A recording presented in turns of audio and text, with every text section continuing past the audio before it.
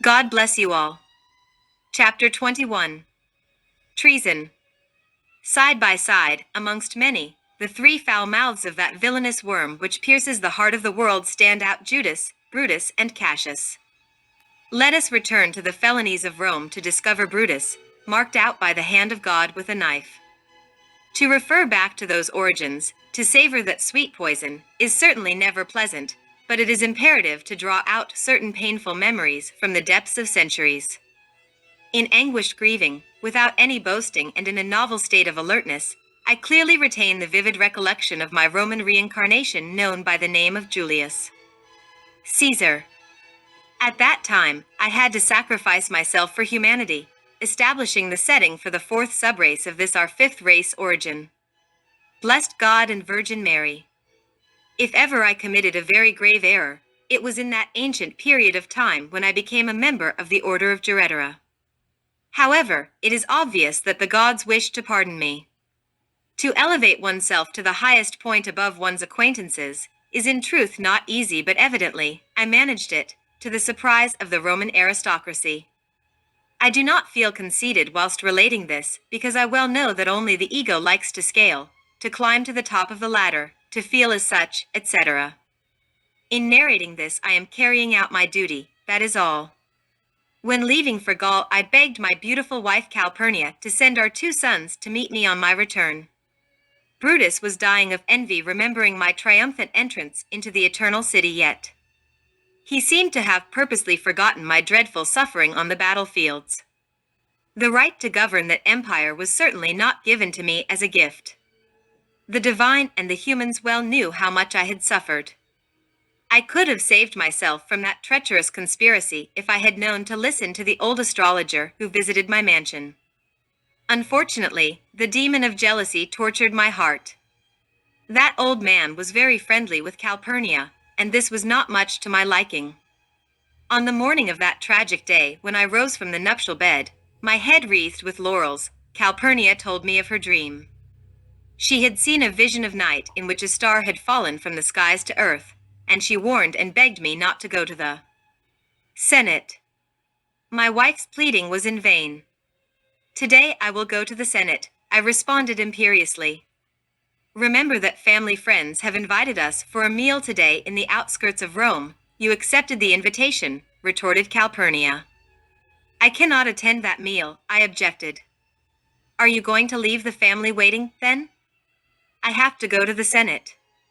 Some hours later, accompanied by a charioteer, I was on the way to the Roman evil capital in a chariot of war.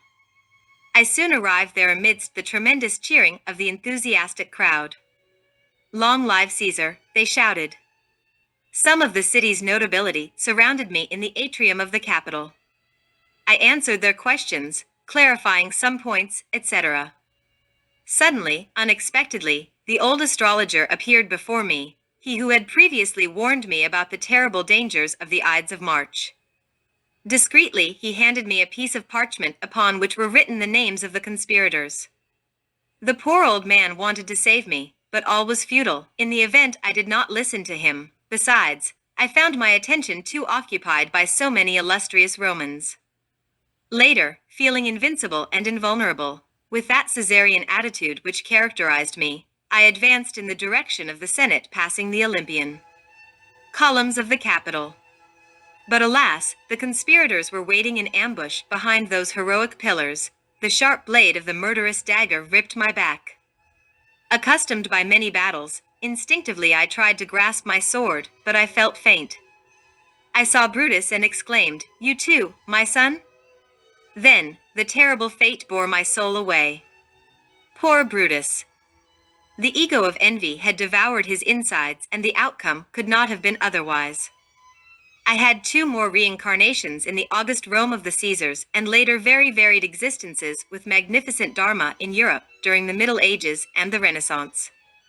During the time of the terrible Inquisitor Tomás de Torquemada, I was reincarnated in Spain, and this is another very interesting story. Speaking about the aforementioned Inquisitor and Holy Office is certainly very disagreeable, however it is now fitting so to do. I was then a much celebrated marquis, who had unfortunately to come into contact with that execrable inquisitor, as perverse as the other called Juan de Arbuses. At that time, I encountered the traitor Brutus again, bodied within a new human organism. What an incisive count, offensive and ironical.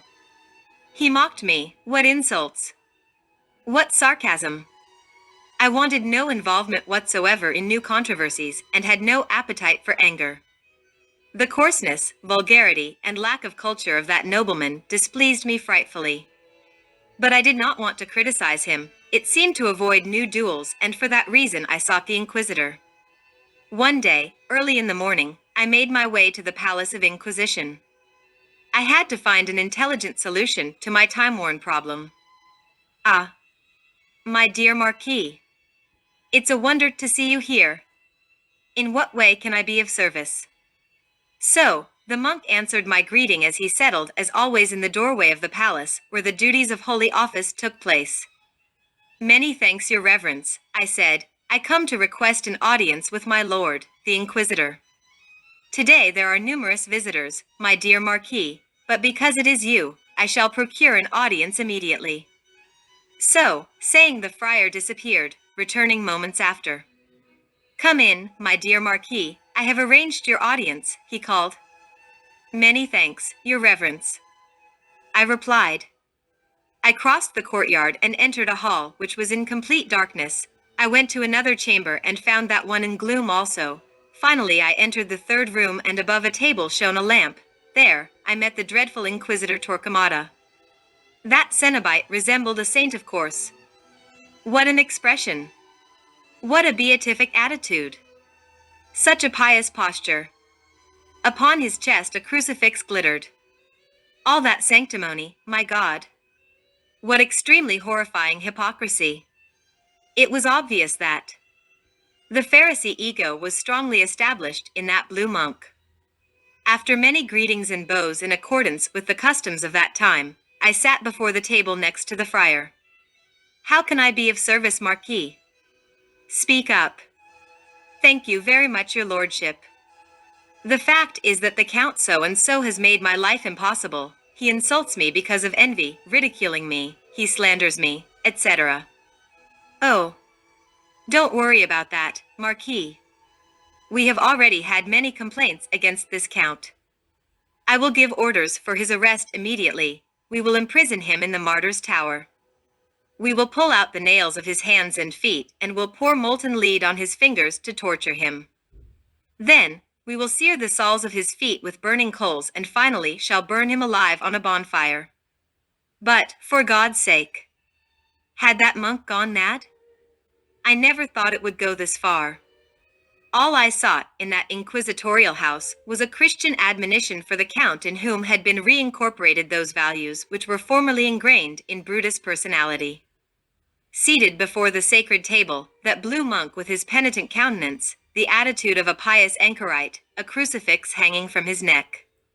That singularly beatific figure, so devout and cruel, so sweet and barbaric, so sanctimonious and perverse. Such evil, a wolf in sheep's clothing, awoke in the interior of my consciousness something, I know not what. I felt that what I possessed of the Bodhisattva was rebelling, protesting, groaning. An inner storm erupted in me, lightning, thunder, did not delay in appearing, and then, oh God! What had to happen, occurred. You are perverse, I told him. I did not come here to ask you to burn anyone alive. I came only to request this nobleman be admonished. You are a murderer, and so I do not want to belong to your sect, etc., etc. Ah. So that is it, dear Marquis? Infuriated, the prelate vehemently rang a loud handbell, and then, as if by a magic, how many knights appeared in that place, armed to the teeth. Arrest him, exclaimed the abbot. One moment. The rules of chivalry must be respected. Remember that we are among knights. I have no sword. Give me one and I will fight each one of you. One of the men, faithful to the code of chivalry, handed me a sword, and then I attacked him like a lion. My reputation as a swordsman was not in vain. Those were my times of the fallen Bodhisattva. Just as frozen snowflakes fly through the air on the gust of the ethereal north winds. Strong, resplendent helmets, convex shields, heavy breastplates and ashwood lances scattered within the inquisitorial precincts. Its splendor rose up to Uranus, and certainly the earth laughed, illuminated by the brilliance of bronze, trembling under the feet of the fighters, amongst them myself, struggling in pitched battle against the other knight. Just as a light ship is smashed when the waters of the sea, swollen by the winds, which rush vehemently from the clouds, assail it, covering it completely with surf, whilst the wind howls through the sails, frightening the sailors with approaching death, so fear was destroying the hearts in the chests of those knights who were watching the battle.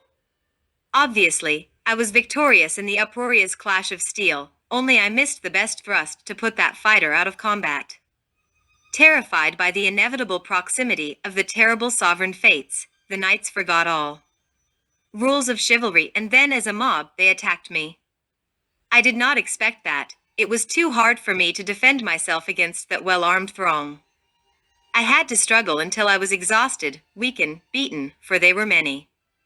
What took place afterwards is easy to guess. I was burnt alive on a bonfire in that very courtyard of the Palace of Inquisition. I was mercilessly lashed to a stake over green wood which blazed with a slow fire. I felt pain that is impossible to describe in words. Then I saw how my poor flesh, incinerated, fell off into the flames. But human pain, no matter how severe, also has a well-defined limit, beyond which is happiness. It is not so strange that at the end I experienced a certain happiness.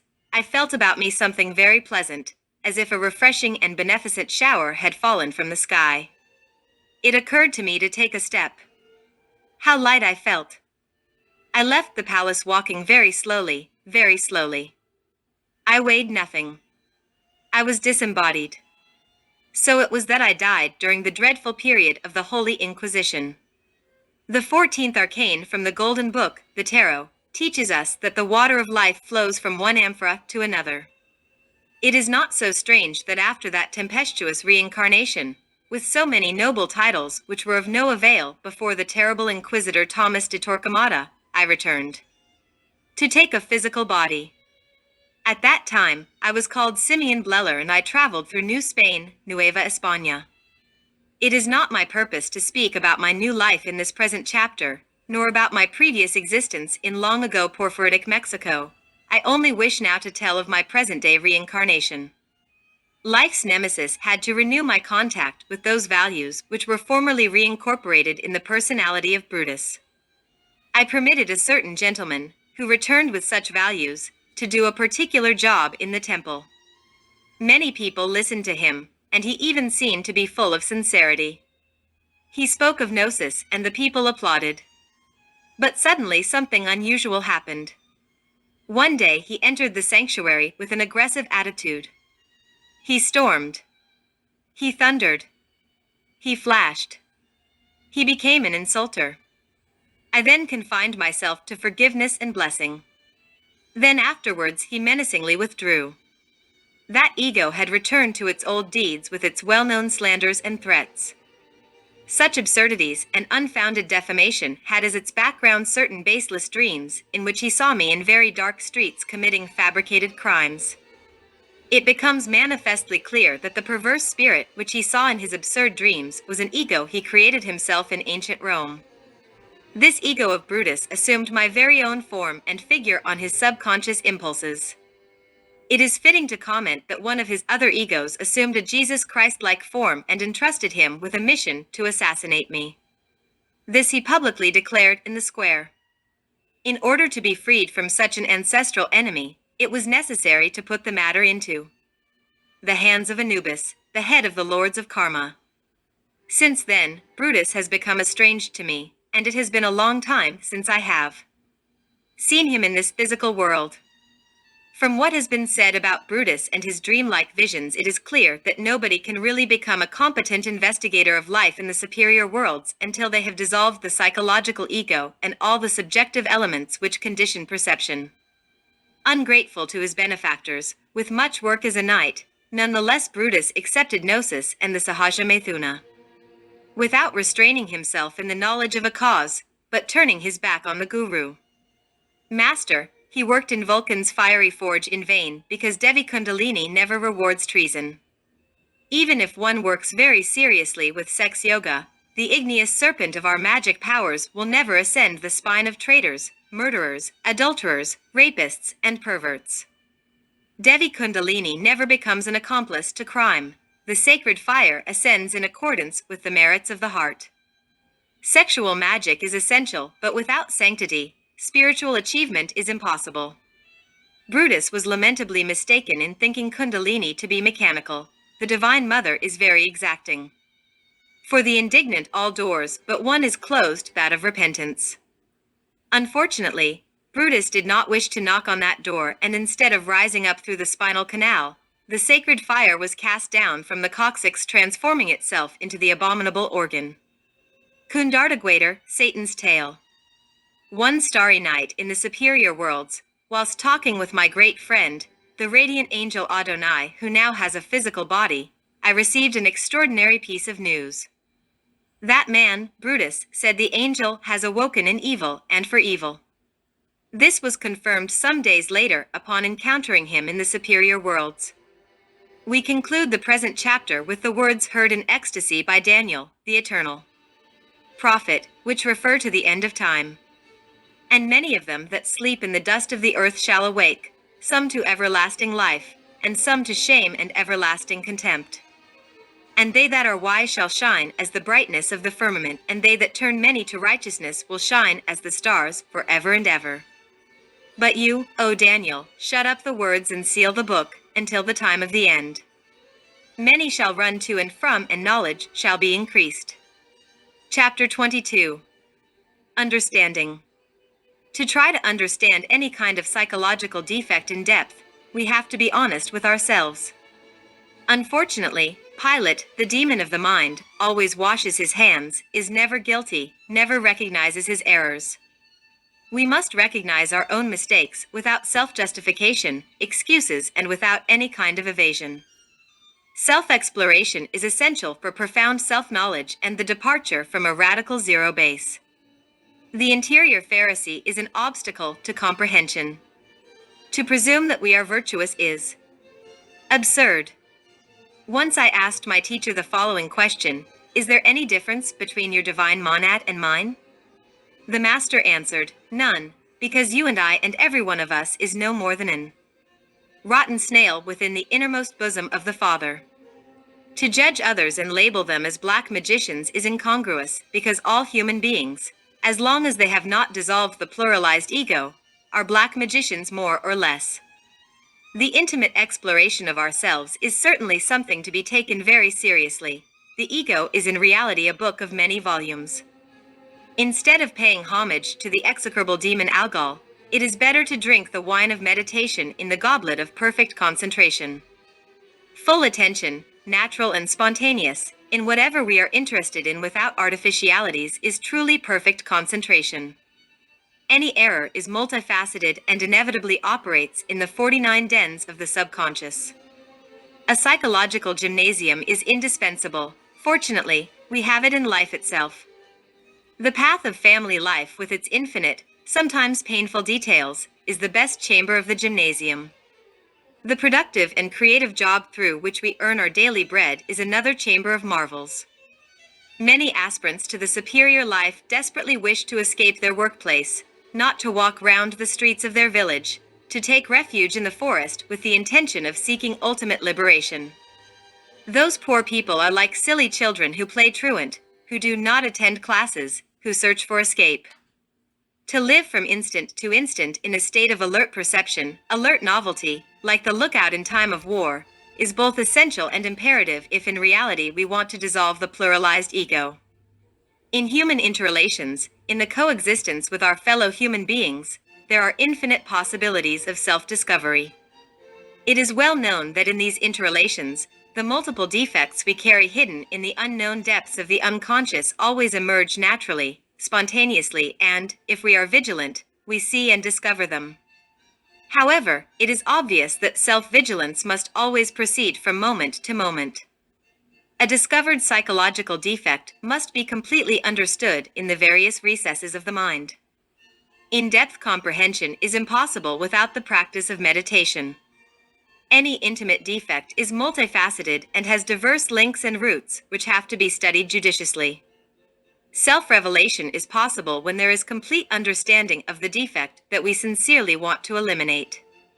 New self-determination springs up from the consciousness when comprehension is total.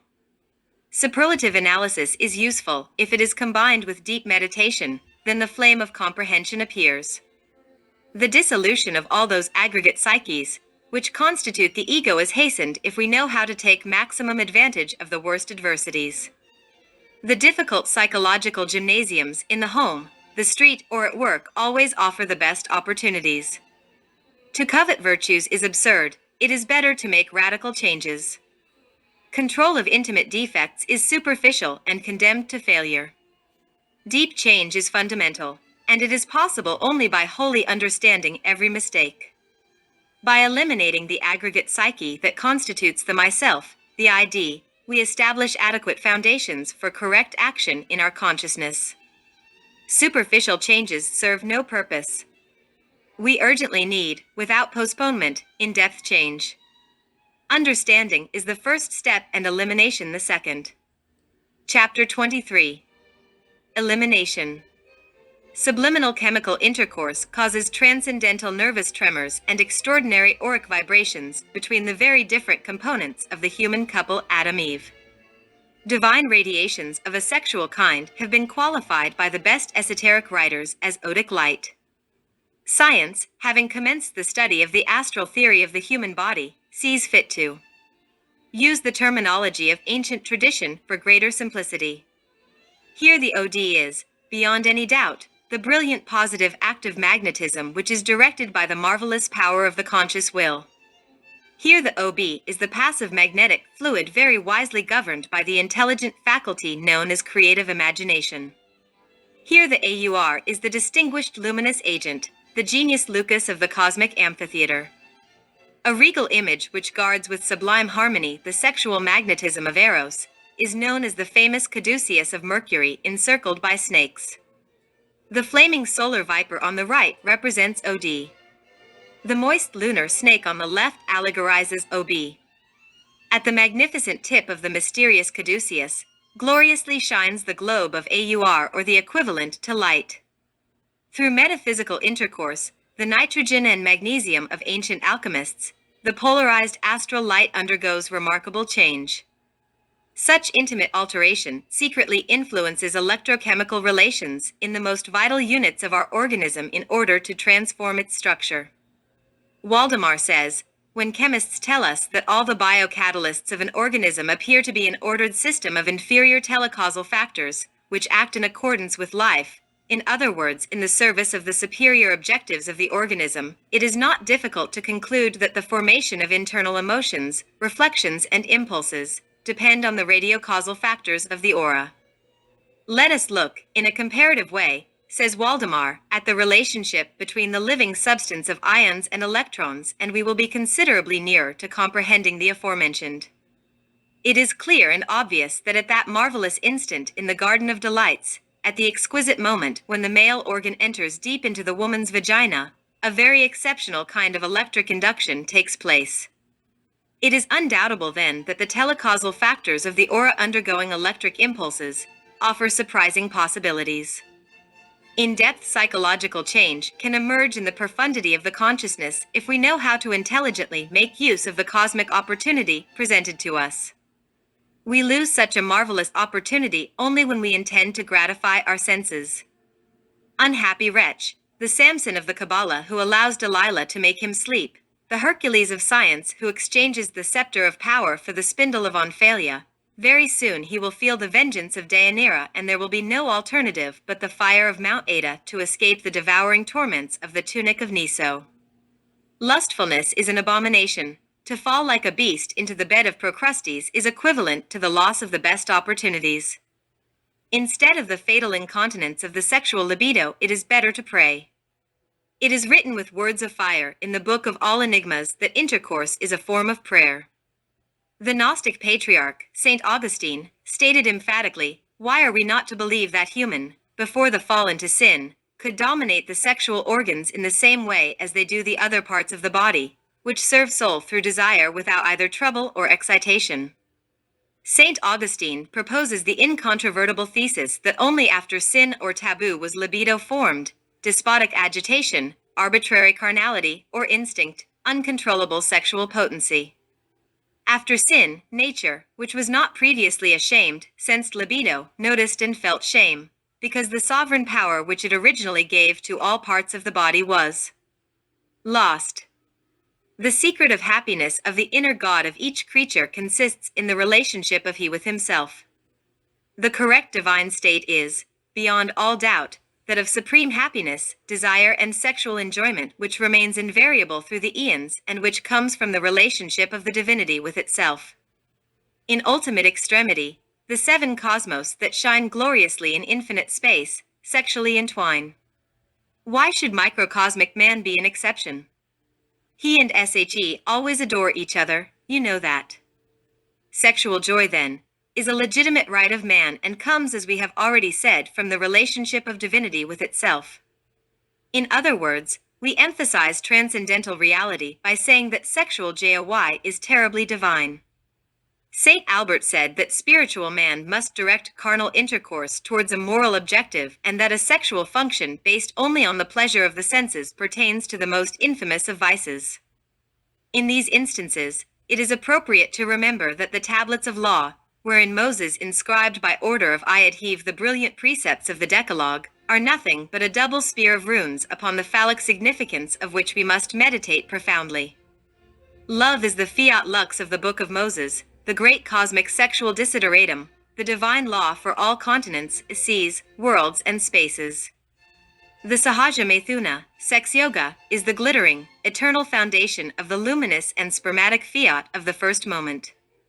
It is unquestionable that if we valiantly grasp the sexual spear of Eros with the sincere purpose of reducing in successive order, to cosmic dust, each one of the various subjective elements we carry within, then light is brought forth. Inside each one of the varied, argumentative, loud-mouthed egos which personify our psychological errors, exists substance, spiritual essence. Just as when the atom is split it liberates energy, so the total disintegration of any of the various infernal egos liberates essence, light. We should then make light, create light. Light more light, cried Goethe with all the force of his soul, moments before his death. Comprehension is basic in transcendental psychology, but it is obviously not all we need to eliminate.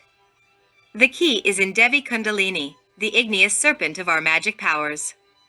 It is impossible to eliminate the ego devils, psychological defects, without the aid of Devi Kundalini, you know that. Io, our particular cosmic mother, is certainly the marvelous unfolding of our own divine monad. Even though it is without concrete form, it can, if so wished, assume a human, maternal figure. In the supreme moment of sexual surrender, at the height of intercourse, meditate and pray so as not to fall into temptation. In these moments of happiness, plead with all the force of your soul, implore your divine mother Kundalini to eliminate the ego devil from your interior. I am referring to the psychological defect which through profound meditation you have understood in all levels of the mind. By this means we die from moment to moment. Only with death comes the new. The sacred fire. The descent to the ninth sphere, sex, was, from ancient times, the utmost proof of the supreme dignity of the Hierophant, Hermes, Buddha, Jesus, Dante, Zoroaster, Quetzalcoatl, etc., etc., had to undergo this terrible test. Mars descends there to temper his sword again and conquer the heart of Venus, Hercules to clean the stables of Augias and Perseus in order to cut off the head of Medusa with his flaming sword. A perfect circle with the magic point in the center, sidereal and hermetic symbol of the starking and the substantial principle of life, light and cosmic consciousness, is beyond doubt the marvelous sexual emblem. Such a symbol clearly expresses the masculine and feminine principles of the ninth sphere. It is beyond question that the active principle of irradiation and penetration is complemented in the ninth Dantesque circle with the passive principle of reception and absorption. The biblical serpent shows us the image of the creative logos or sexual force that begins its manifestation from a state of latent potential. The serpentine fire, the igneous serpent of our magic powers, sleeps coiled 3.5 times inside the chakra muladhara, which is situated in the coccyx bone. If we reflect very seriously upon the existing intimate relationship between the S and TAO, cross or T, we come to the logical conclusion that only through the Sahaja Methuna, sexual magic, can the snake creator awake. The KY, the secret which has been published in almost all my previous books, consists of never in life spilling the vessel of Hermes, the ens seminis, during sexual trance. The connection of lingam yoni, phallus uterus, without ever ejaculating that liquid, flexible, malleable, transparent, the ens seminis, because in this aforementioned substance, which fornicators miserably spill, is found in a latent state all the ens virtutis of fire. Obedient to the goddess, who resembles a wondrously adorned serpent asleep in the swayambulingam, she enjoys the beloved and other raptures. She is captivated by the wine and radiates with millions of rays. She will be awoken during sexual magic by air and fire with the mantras Yam and Dram and by the mantra Hum. Chant these mantras in the precious moments when the phallus is inside the uterus. In this way will we awaken the igneous serpent of our magic powers.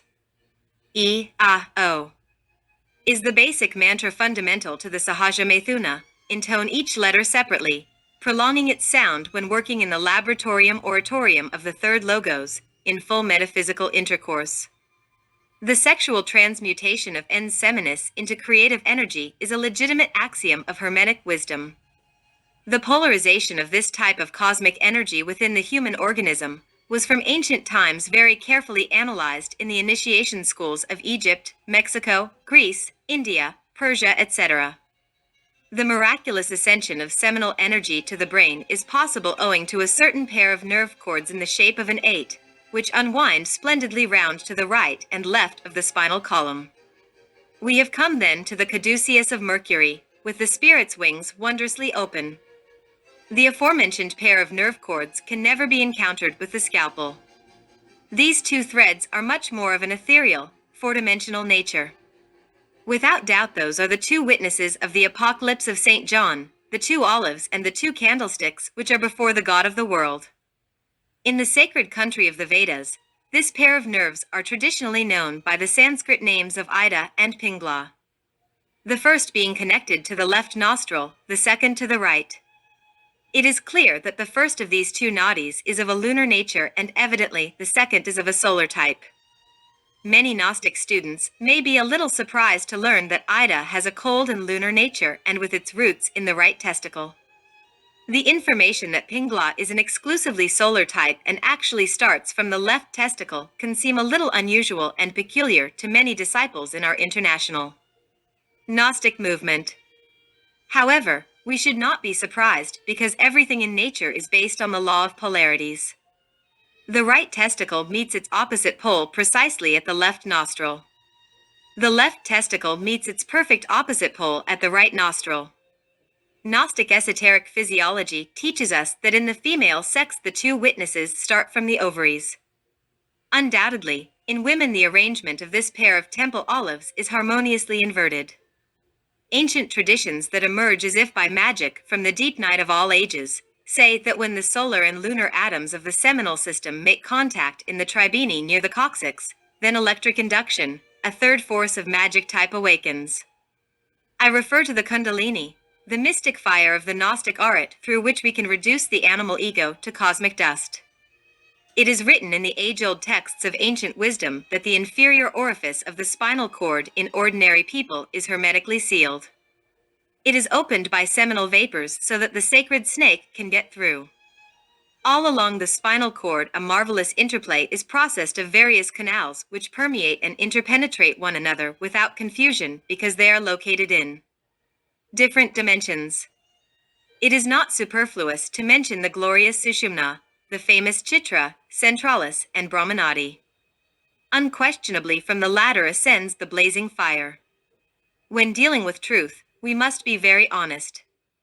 It is certainly a terrible lie to venture to say that after having incarnated the Jivatma, the being, in the heart, the sacred serpent embarks upon a return journey to the Chakra Muladhara and is re-enclosed. It is a dreadful falsehood to affirm before God and humanity that the igneous serpent of our magic powers, after enjoying its union with Paramashiva, cruelly separates, initiating its journey down to the center of the coccyx.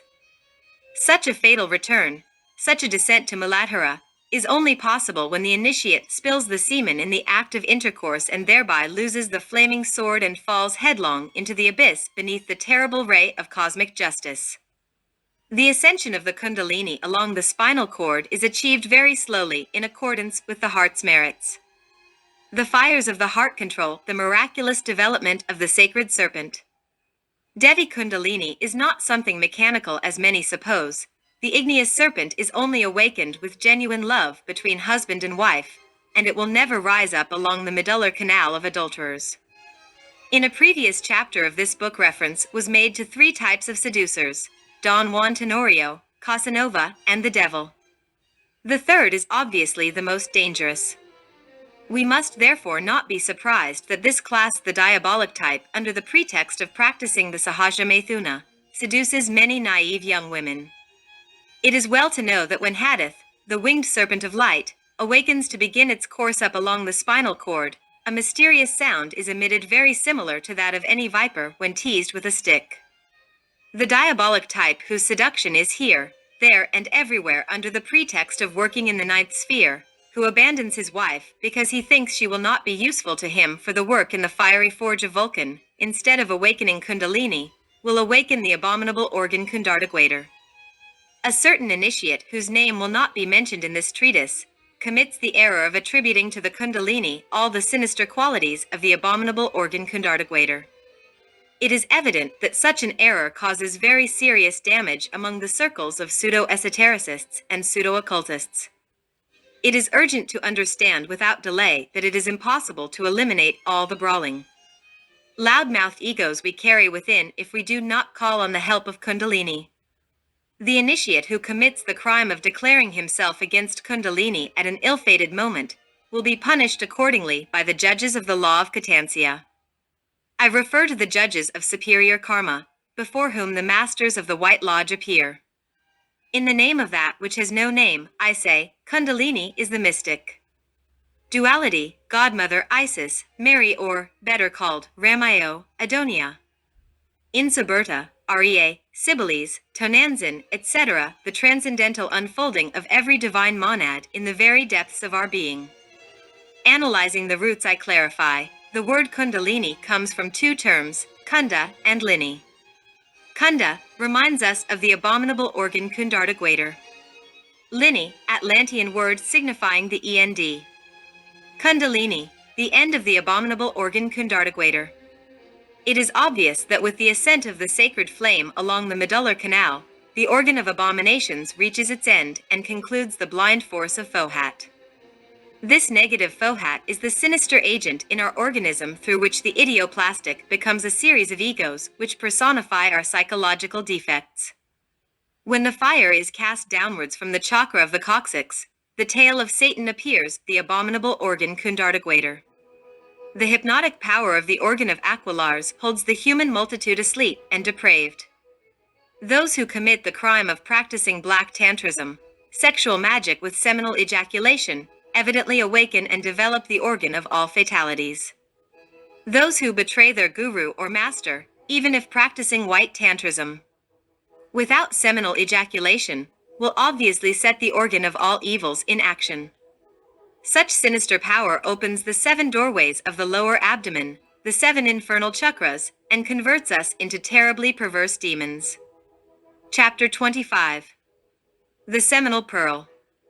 In this chapter of the Christmas Message 1971-72, we arrive at something very distressing which cannot be emphasized enough and which we have been able to verify through many years of constant observation and experience. In plain language, I wish to refer to mythomania, a marked tendency amongst people affiliated to various metaphysical schools.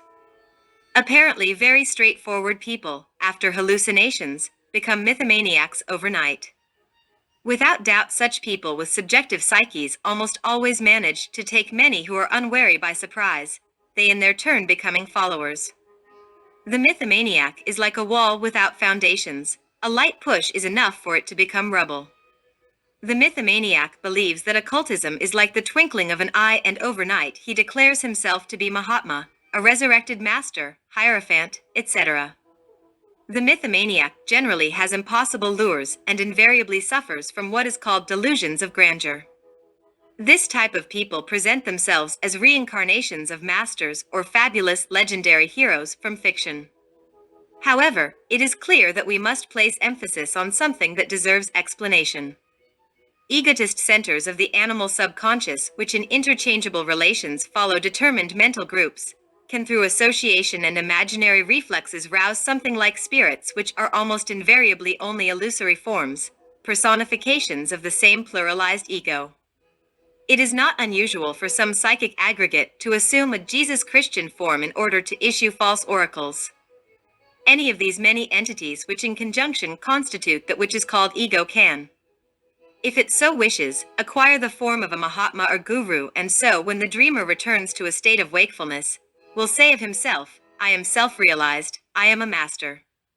It must be observed with respect to this matter that in the subconscious of all people lies the latent tendency to take advantage of personification. This, then, is the classical reason for which many Asiatic gurus forewarn all possible forms of self-deceit before initiating their disciples in transcendental magic. A monk visited Taishan, who shut the door in his face. The monk knocked on the door and Taishan asked, Who is it? The monk answered, The lion's cub. Then Taishan opened the door and jumped onto the monk's neck whilst shouting, Animal, where will you go now? The monk did not reply. The term lion's cub is used by Zen Buddhists to describe a disciple who is capable of understanding true Zen. When the masters praise a disciple's comprehension, or they wish to test him, this term is usually employed. In this case, the monk presumptuously names himself the lion's cub, but when Taishan tests him, treating him like a real lion's cub as he clambered onto his neck and asked an esoteric question, the monk did not know how to answer.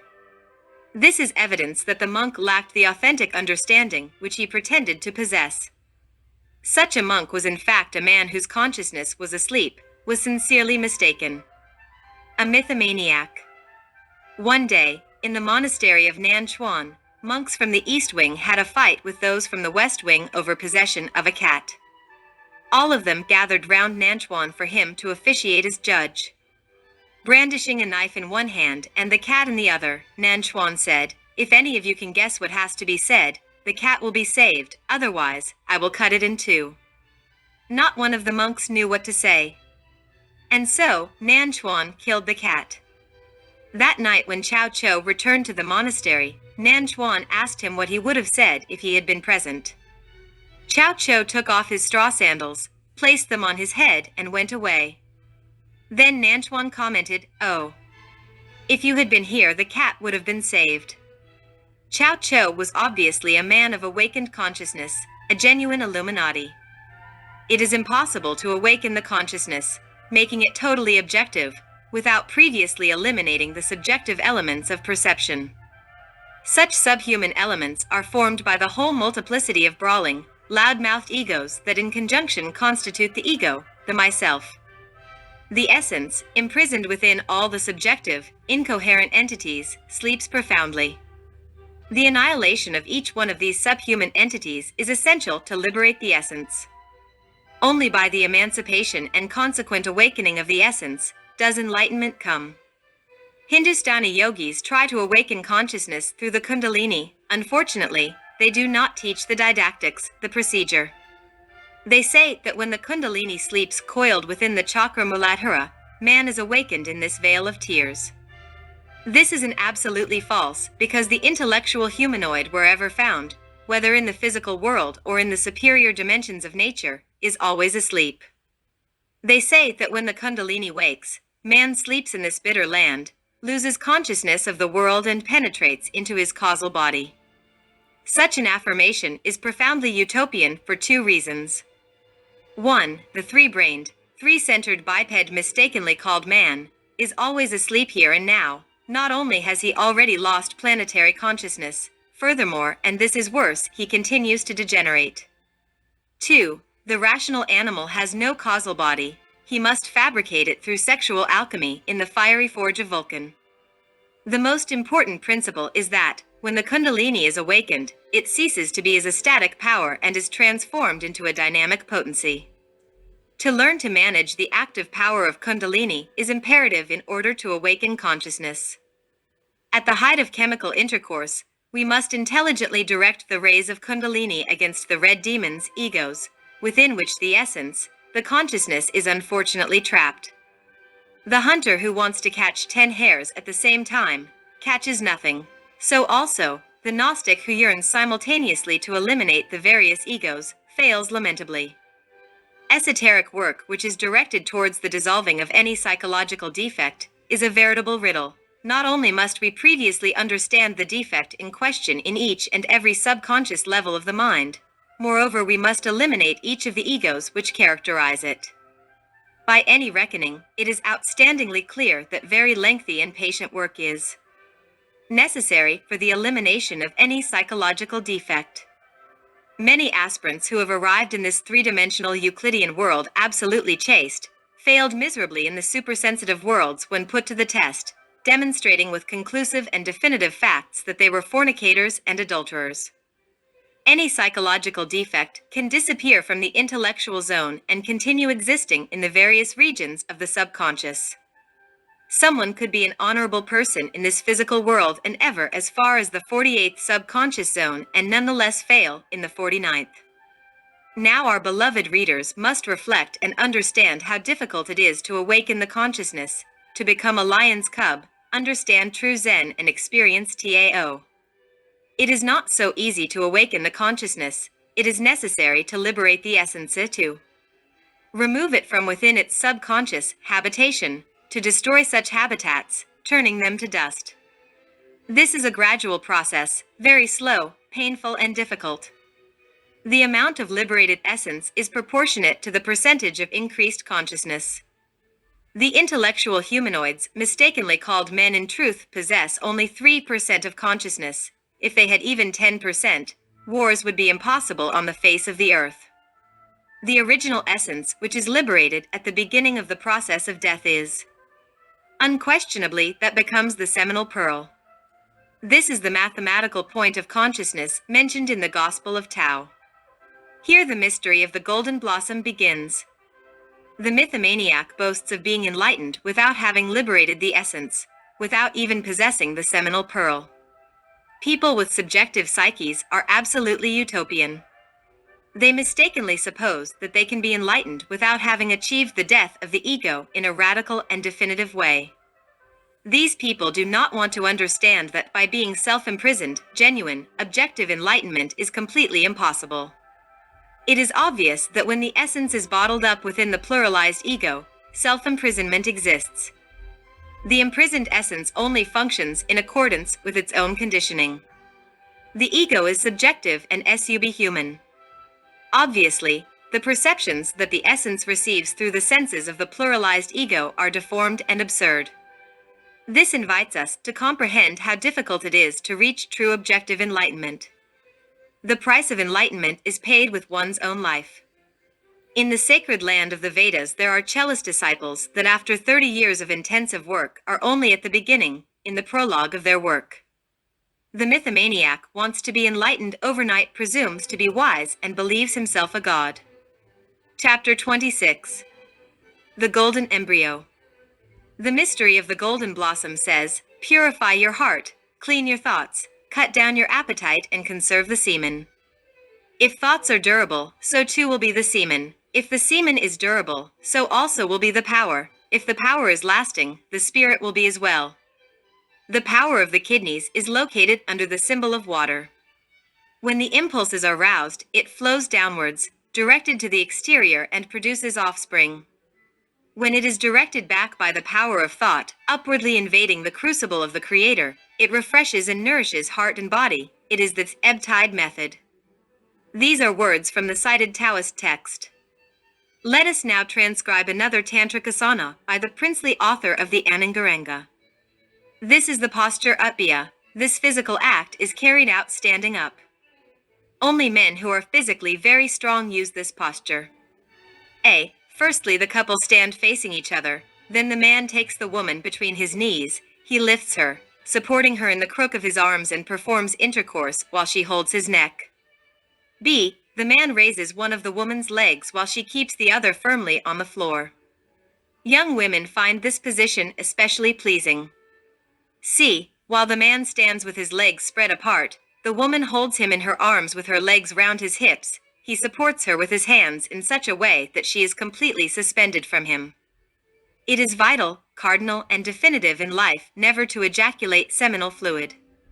It is imperative to cause the return of sexual energy inwards and upwards without ever spilling the vessel of Hermes. This method of ebb or recurrence fulfills that rotatory movement of light through which the forces of the sky and the earth are crystallized in a golden flower in the body.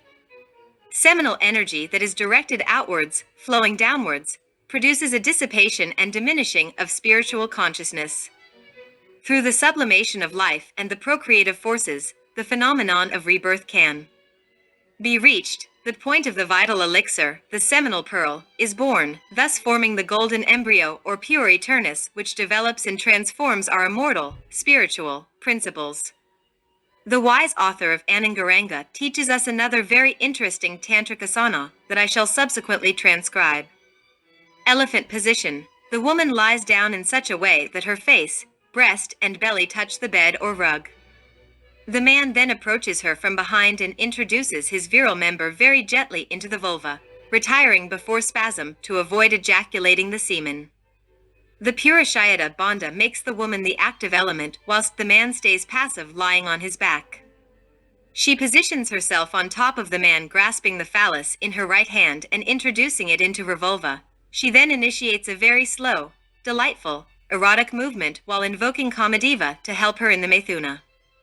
The consecrated woman, the Suvani, knows how to voluntarily clench the sphincter controlling the yoni to the maximum, so as to avoid orgasm and the loss of sexual fluid. Tantric initiation teaches this way. It is appropriate at this stage to add the following. In the event that a spasm does happen unexpectedly, the man must prevent seminal ejaculation by instantly withdrawing and lying on the floor on his back. In these instances, close the right and left nostrils by sealing them with the forefinger and thumb of the right hand. Try holding the breath in this way for as long as possible. Send the nervous current towards the sexual sphincters or escape valves with the aim of preventing spilling the vessel of Hermes. Imagine that the seminal energy ascends through Ida and Pingla up to the brain. The tantric asanas taught by the great initiates in the sacred land of the Ganges are marvelous for the Sahaja Methuna. Chemical intercourse, metaphysical copulation of the Tantra initiation is truly transcendental. In those moments of unquestionable heavenly delight, we must entreat our personal Divine Mother Kundalini, since every person has their own igneous serpent, to eliminate from within us any defect which we have totally understood in all the nooks and crannies of the mind. She, the adorable, grasps the lance of Eros and reduces that diabolic ego, which personifies the understood defect, to ashes. In this way, the essence will be progressively liberated in keeping with the rate at which we destroy our egos. In this way and by this method, the seminal pearl will develop by the increase in various percentages of essence until it transforms into the golden embryo. Unquestionably, the awakening of the consciousness evolves marvelously in the mystery of the golden blossom. The golden embryo entrusts us with self-consciousness and objective transcendental knowledge. The golden embryo transforms us into conscious citizens of the superior worlds. Chapter 27. The Hinayana School. The conquest of the ultra-mare vitae, or superliminal and ultra-terrestrial world, would be more than impossible if we commit the error of underestimating women. The delightful word of Isis arises from the deep bosom of all ages, awaiting the moment of its fulfillment. The ineffable words of the goddess Neith have been carved with letters of gold on the resplendent walls of the Temple of Wisdom. I am what I have been, what I am and what will be, and no mortal has lifted my veil. The early religion of Jaina or Jainism, that is to say, the golden, solar quiritaria and superhuman doctrine of the Jinas, is absolutely sexual. This you know. It is written with burning coals in the Book of Life that during the golden age of Lycio and Liguria, the divine King Janus or Saturn Iao, Bacchus, Jehovah Iod Heave, ruled wisely over those holy people, all the Aryan tribes, although they were of very diverse origins and eras. And so, my God, how happily Jinas and men lived together in such periods of ancient Arcadia. From within the ineffable mystic idol, commonly called the enchantment of Good Friday, we feel from the bottom of our hearts that in our sexual organs there exists a terribly divine power which can either liberate or enslave man. Sexual energy contains within itself the living archetype of authentic solar man, which must take shape within us. Many suffering souls wish to enter transcendental Monsalvat, but unfortunately this is more than impossible due to the veil of Isis or Adamic sexual veil. In the ineffable bliss of the Jinas paradise, a divine humanity certainly exists which is invisible to mortal senses because of their sins and limitations, born of sexual abuse. It is written with characters of fire in the great book of life that in the Jaina or Jina cross is miraculously concealed the untold secret of the great arcane, the marvelous key of sexual transmutation. It is not difficult to comprehend that such a magic cross is the same swastika of the great mysteries. Within the delightful ecstasy of the yearning soul, we can and ought to come into mystic contact with Janus, the austere and sublime Hierophant of Jina, who in the ancient continent of Mu taught the science of Jinas. In the hidden Tibet, two schools exist which mutually combat. I refer clearly to the Mahayana and Hinayana institutions. In our next chapter we shall speak about the former of these two institutions. For now, we shall only concern ourselves with the school of Hinayana. It is evident that the Hinayana path is in profound depth, Buddhistic and Christic. On this mysterious path we encounter with mystic amazement the faithful guardians of the Holy Grail or the initiatory stone, that is to say, the supreme religion synthesis, which was the earliest in humanity, the doctrine of sexual magic. Jana, Swana or Jainism is then the doctrine of that ancient god of war and action called Janus, the divine lord of two faces, androgynous transposition of the Egyptian Hermes and of many other gods of the Mayan, Quechuan and Aztec pantheons, whose imposing and majestically carved sculptures in the living rock can still be seen in Mexico. The Greco-Roman myth still preserves the memory of the exile of Janus or Janus in Italy, because Kronos or Saturn had cast him out of heaven, in other words, the legendary memory of his descent to earth as an instructor and guide for humanity in order to give mankind the primary natural religion Jina or Jainism. Jainism or Jaina is obviously also the marvelous Sino-Tibetan doctrine of Dan, Chan Tsung, Xuan, Yuan, Huang Ti or Dian Chon, characteristics of all the esoteric schools of the Aryan world with its roots in submerged Atlantis. The secret doctrine, the original Jainist doctrine, is based on the philosopher's stone, on sex, on the Sahaja Maithuna. Gnostic doctrine is infinitely superior, much older than Brahmanism itself. It is the original Hinayana school of the narrow path which leads to the light. The truly admirable doctrine of salvation, of which many memories remain in Central Asia and China as well as in universal Masonry, where we still find surviving, for example, the symbolic Jain cross or swastika, from the swan, the hamsa, the phoenix, the dove of the Holy Spirit or Paracelsus, the soul of the temple of the Grail, nous or spirit, who is no other than the being or dhyani of man. Even in these modern times we can still find traces in Ireland of those 23 prophets, jinns or conquerors of soul who were sent all over the world by the founder of Jainism, Rishabhadeva. At this moment whilst writing these lines, transcendental memories come to my mind. In one of many corridors in an ancient palace, neither the date nor hour matters, while drinking water with lemon in delightful glasses of fine baccara with a very select group of Elohim, I said, I need to rest for a while within happiness. I have been helping humanity for some Mahamvantras, and I am weary. The greatest happiness is having God within, answered my friend an archangel. Those words left me perplexed, confused. I thought of nirvana and Mahaparinirvana, etc. Living in regions of such intense happiness, could by chance any creature not be happy? How? Why? Because they did not have the monad within? Filled with so many doubts, I decided to consult wise old Janus, the living god of the science of Jinas. Before entering his abode, I greeted the guardian with a secret password.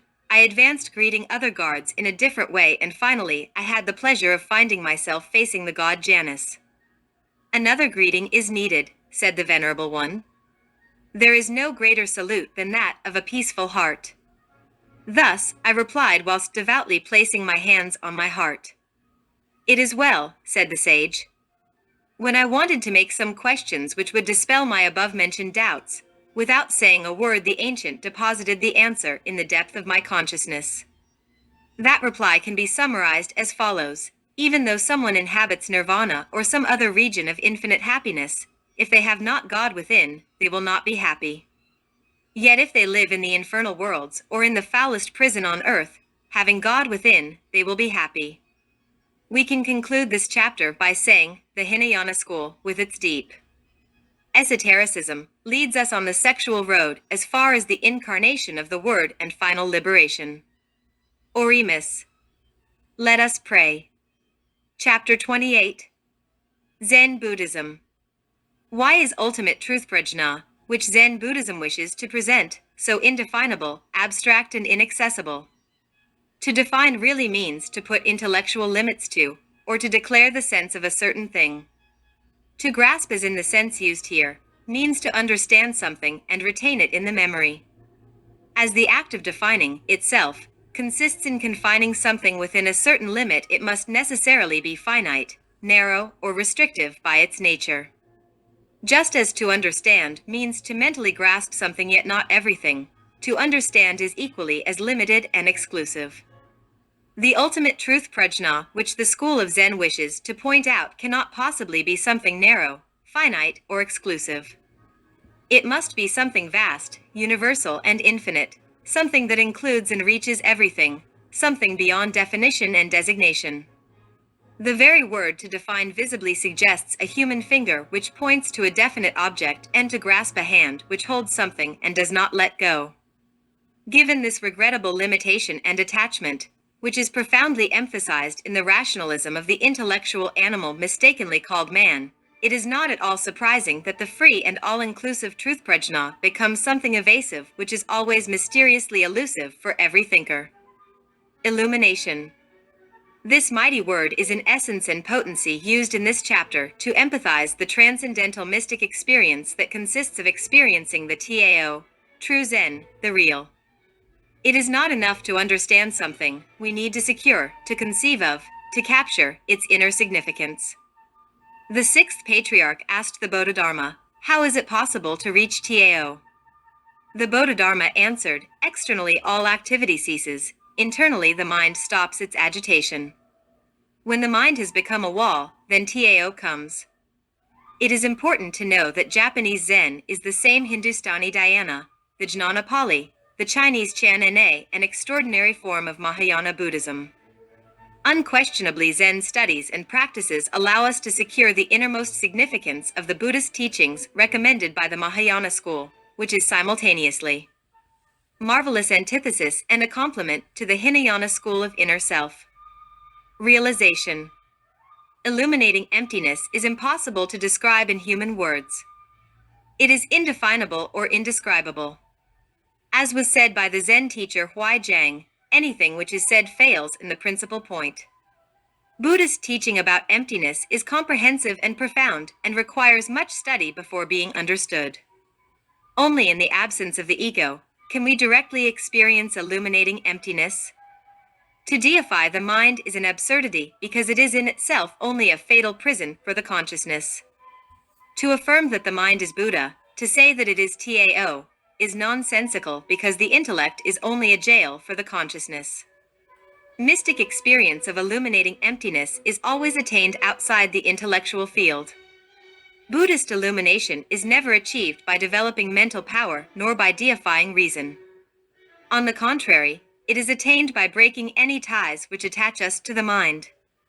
Only by liberating ourselves from the intellectual jail can we live the happiness of illuminating emptiness, free and entirely insubstantial.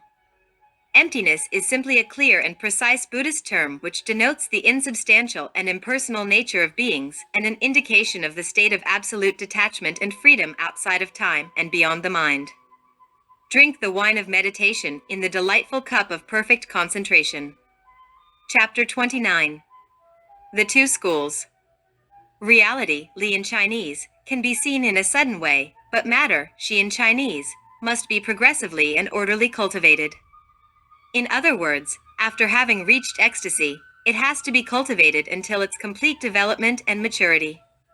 Thus, esoteric work consists of two principal aspects, vision and action. In order to have a vision, you have to climb to the summit of the mountain and gaze from there. To begin the journey, you have to descend down to the depths of the abyss and start to walk from there. Although the Zen temple, which is a marvelous form of Mahayana Buddhism, is sustained by the two pillars of vision and action, it is evident that special emphasis is placed on the former. This is clearly accepted by Guruji Aishan, who said, "Your vision and not your action is what concerns me." For this reason, Zen masters put total emphasis on ecstasy, samadhi, satori, and concentrate all their efforts to directly leading their disciples or cellists towards it. The Hinayana Tibetan school is different, and although its two principal pillars are also vision and action, it is unquestionable that it places special solemnity on the latter and tirelessly struggles to lead its devotees to the ninth sphere, sex. It is not superfluous to affirm in this chapter that the aspirants of the Mahayana school in truth long and have an infinite yearning for direct experience of illuminating emptiness. In no way do we exaggerate judgments if we assert with a certain fervor that disciples of the Hinayana school labor tenaciously in the forge of Cyclops, sex, with the intelligent objective of achieving inner self-realization of illuminating emptiness. When the mind is still, when the mind is in silence from within and without and in the center, the mystic experience of emptiness comes. However, it is obvious that self-realization is something very different. Emptiness is not very easy to explain. Certainly, I can tell you that it is not definable or describable. The language of the humanoids who live on the surface of the earth was created to name things and existent feelings. It is inadequate for expressing anything that exists beyond the body, the emotions, and the mind. Illuminating emptiness is not a matter of knowing or not knowing. The point is to directly experience. Vision and action are mutually complementary. The two-sided schools are essential. To see with limitless lucidity is only possible in the absence of the ego, of the myself, the ID. Dissolving it is imperative. Conscious action is the result of progressive work in the forge of Cyclops, sex. The golden flower establishes perfect harmonious equilibrium between vision and action. The golden embryo, the sublime flower, is the special base of the innermost Buddha. Ancient archaic traditions say that two classes of Buddha exist. A. Temporary Buddhas. B. Permanent Buddhas. It is evident that the former encounter themselves in transit from sphere to sphere, struggling to achieve illuminating emptiness within themselves. Unquestionably, the latter are the Buddhas of contemplation, those who have realized within themselves illuminating emptiness. In the esoteric study of Zen, the marvelous way of the Mahayana school, there are two very interesting Chinese terms, qian and xing. Used as a verb, qian means to see or look. As a noun, it means vision, understanding, or observation. Xing means practice, action, esoteric work, and is used as a verb or noun. Qian, in its most intimate sense, means all mystic understanding of Buddhist teaching. In Zen, however, it not only denotes clear, evident understanding of the principles and of true prajna, but also involves awakened vision which springs from experience, wu, satori, ecstasy, samadhi. Qian in its transcendental, divine sense can be understood as real vision or insight of reality. Although this signifies seeing reality, it does not imply its possession or dominion. Xing, fertile and creative work in the fiery forge of Vulcan, is fundamental when possession and dominion of the real is desired. Chapter 30. Awakened Men. An awakened monk called Tin Jan went to visit the venerable master Hui Chang. On arrival, he very solemnly asked some ascetic helper if the true master was in the house. The mystic replied, "Yes, but he is not receiving visitors." Tin Jan said, "Oh, what you are saying is excessively profound and strange." The anchorite helper answered, "Not even the eyes of Buddha can see him." Then Tin Jan argued, "The female dragon bears a baby dragon. and the female phoenix bears a little phoenix. And then he left. Later, when Hui Chang emerged from his meditation and discovered what had occurred in his house, he hit the religious assistant. When Tien Jan was told what had happened, he made the following comment: "This old man deserves to be called the true master." Next day Tien Jan, the man of awakened consciousness, returned to visit the guru Hui Chang. In accordance with exotic, oriental custom, as soon as he saw the guru, he spread his shawl on the ground, preparing to settle down and receive his teaching. Hui Chang said, "That is not necessary, not necessary." Tien Jan drew back a little and the true master said emphatically, "It is all right, it is all right." However, Tien Jan suddenly took some steps forward again. Then the true master said, "No, no." Yet, Tien Jan understood everything. He walked around the Hierophant in a symbolic gesture and left. Later, the venerable master commented, "Much time has passed since the days of the blessed. People are very lazy now. Within 30 years it will be very difficult to find a man like him. Strange attitudes, instant telepathic talk, intuitive looks that flash." To explain all this would be to mutilate the teaching our much beloved readers should get its deep significance. Hui Chang possessed the golden embryo. It is evident that he had realized the illuminating emptiness within himself. Tien Jan was also a man with awakened consciousness, someone who, although he had not yet experienced the emptiness himself, possessed the golden flower. Huangpa once met an awakened monk and walked together with him. When they arrived near a tempestuous river which fell furiously into a rocky bed, Huangpa took off his bamboo hat for a moment and leaving his walking stick on the side, stopped to think how they could cross over.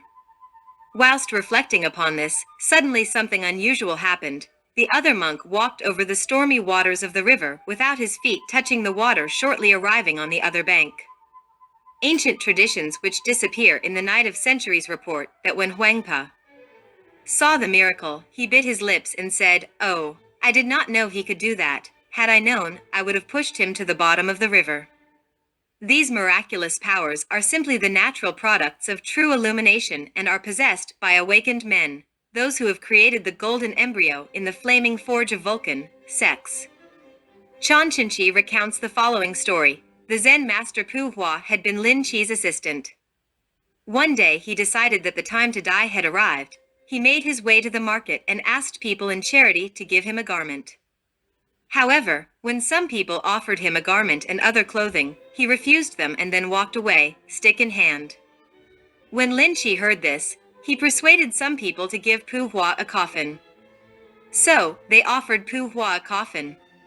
He smiled and said to the donors, "This fellow, Lin Chi, is really bad and a charlatan." After accepting the coffin, he announced to the people, "Tomorrow I shall leave the city by the east gate and die in some corner of the eastern suburbs." The following day many city people lifted the coffin and escorted Pu Hua as far as the east gate. However, he suddenly stopped and exclaimed, "Oh, no, no, according to geomancy, this day is not auspicious. It is better that I die tomorrow, in a southern suburb."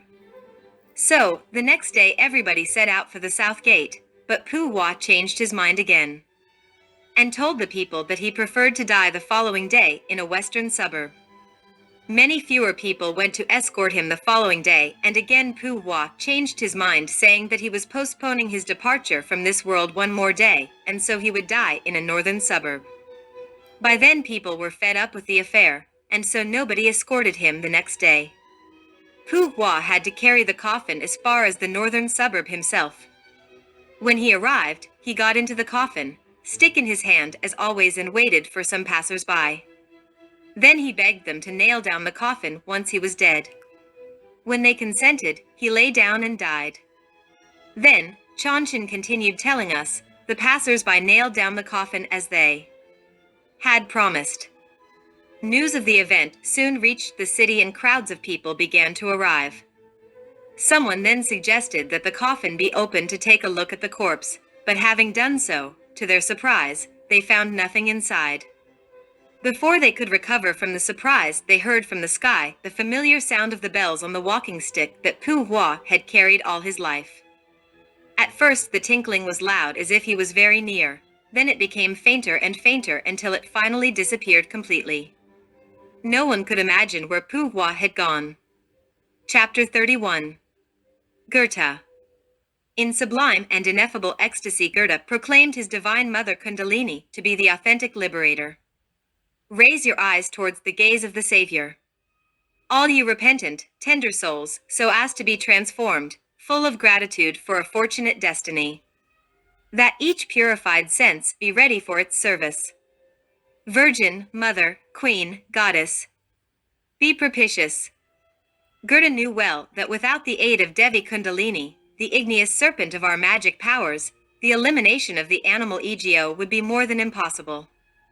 Unquestionably, Goethe's well-known love affairs, excluding, naturally, that sustained with Christian Vulpius, were without any exception more of an erotic than a sexual nature. Waldemar says, "We do not believe that we claim too much by saying that for Goethe the enjoyment of the fantasy was elementary in his relationships with women. He strove to perceive the sensation of enthusiastic consolation, in a word, the stimulating element of the muse in woman which inflamed the spirit and heart and which by no means secured for him physical satisfaction.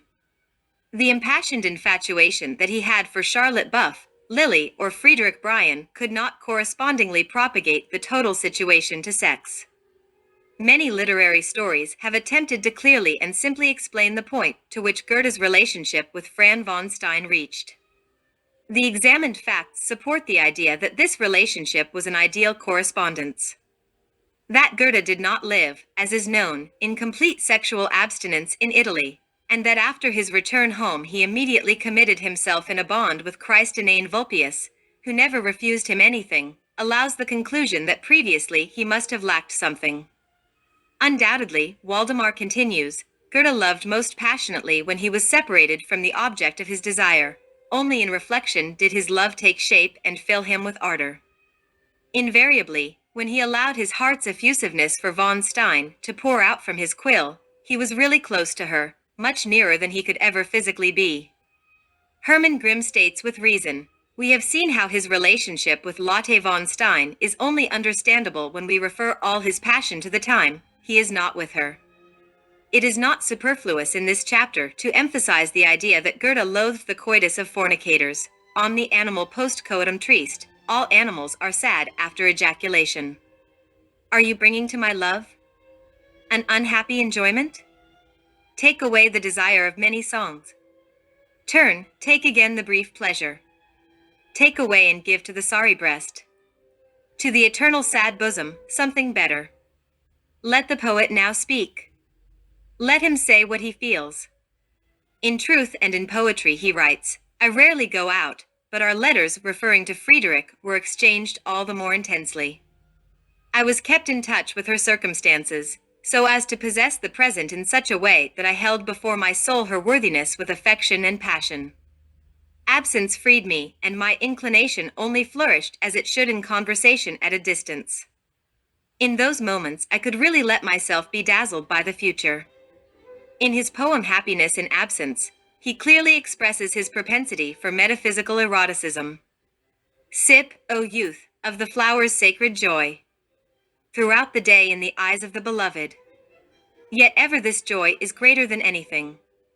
When remote from the object of love, nowhere can I forget her.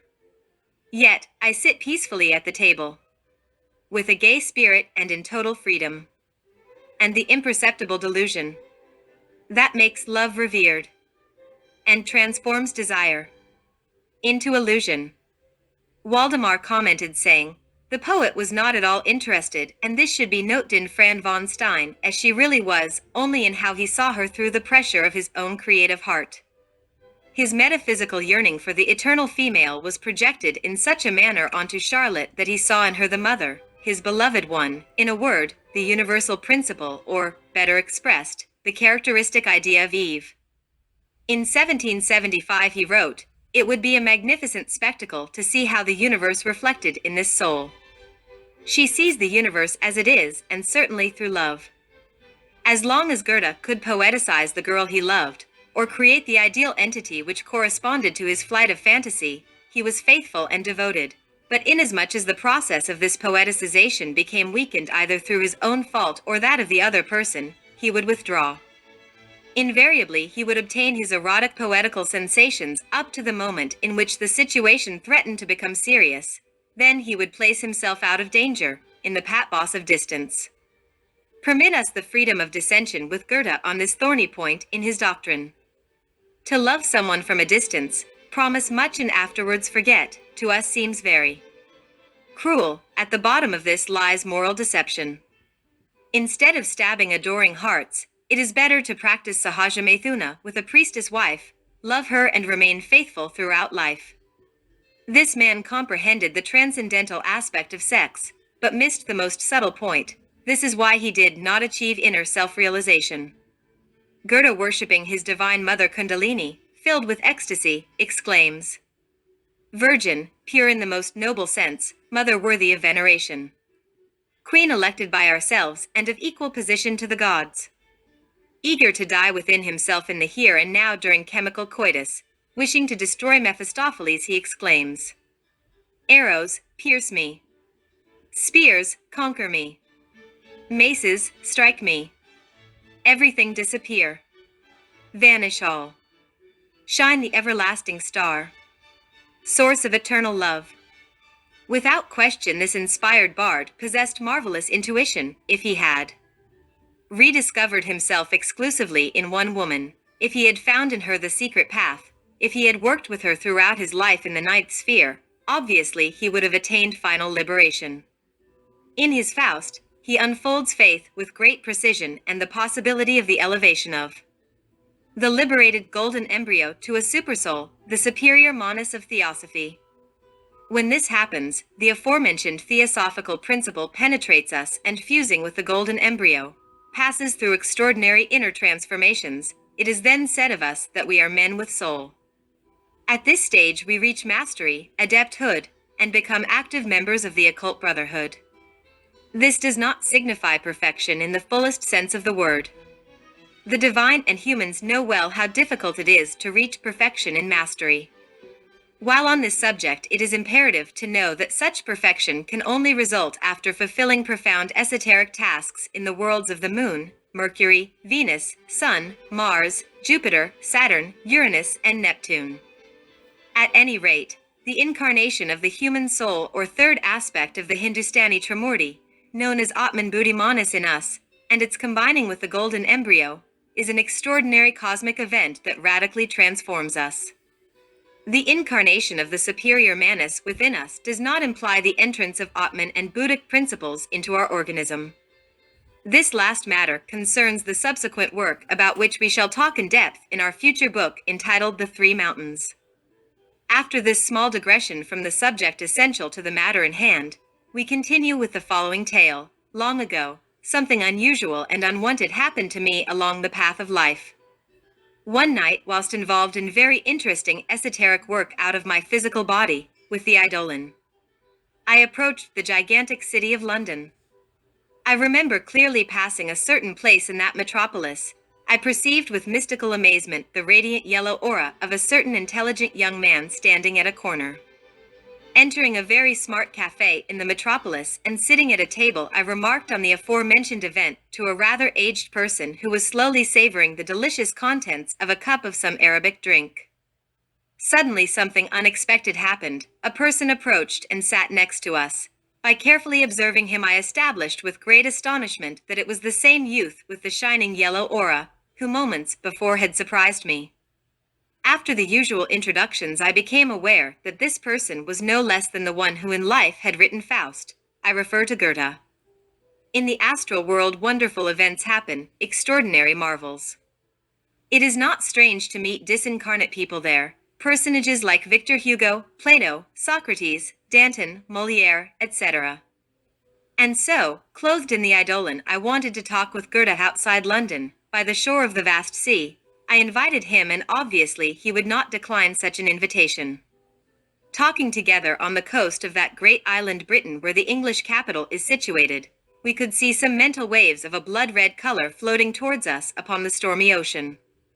I had to explain to that young man with the radiant aura that the said mental forms were coming from a certain lady in Latin America, who desired me sexually. This caused us a certain trace of sadness.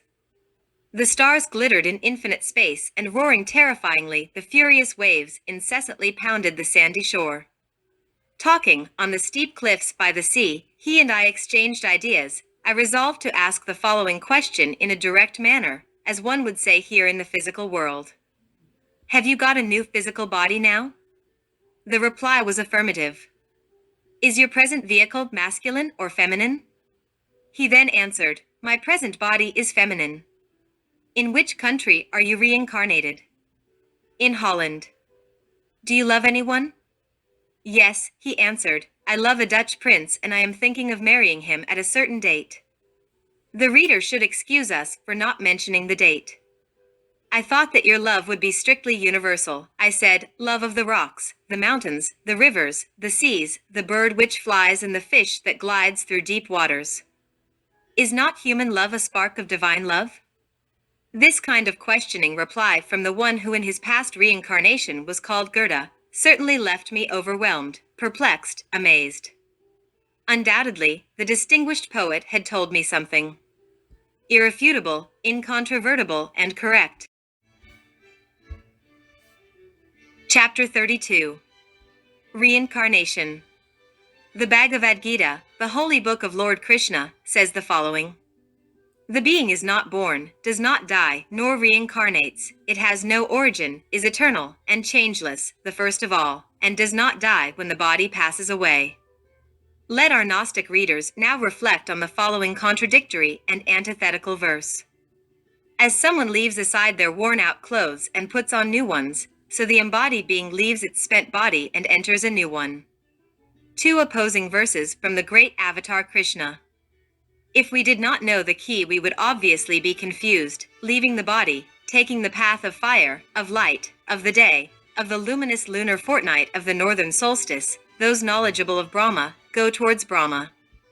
The yogi who, when dead, takes the path of smoke of the dark lunar fortnight and of the southern solstice, reaches the lunar sphere, the astral world, and is then reborn, returns, re-embodies. These two paths, the bright and the dark, are considered permanent. Through the first, one is emancipated, and through the second, one is reborn, returns. We declare that the being, the Lord incarnate in some perfect creature, can return, reincarnate. When the Lord, the being, acquires a body, or leaves it, he associates with the six senses or abandons them and passes like the breeze which carries with it the scent of flowers. Directing the ears, the eyes, the organs of touch, taste, and smell as well as the mind, he experiences the objects of the senses. The ignorant, those who hallucinate, do not see him when he takes a body, when he leaves it or has experiences associated with the gunas. On the other hand, those who have the eyes of wisdom see him. As an extraordinary document on the doctrine of reincarnation, it is worth meditating on the following verse of Lord Krishna. O Bharata! Every time that religion deteriorates and irreligion prevails, I incarnate anew. In other words, I reincarnate, to protect the good, destroy the evil, and establish. Religion, I incarnate, or reincarnate, in different times. From all these verses of Lord Krishna, two conclusions can be logically drawn. 1. Those who know Brahma go to Brahma and can, if they so desire, return, embody, reincarnate, to carry out the great work of the Father. 2. Those who have not dissolved the ego, the self, the myself, go, after death, through the path of smoke, of the dark lunar fortnight and the southern solstice, reaching the lunar sphere, and are then reborn, return, re-embody in this painful veil of samsara. The doctrine of the great avatar Krishna teaches that only the gods, semi-gods, divine sovereigns, titans, and devas reincarnate.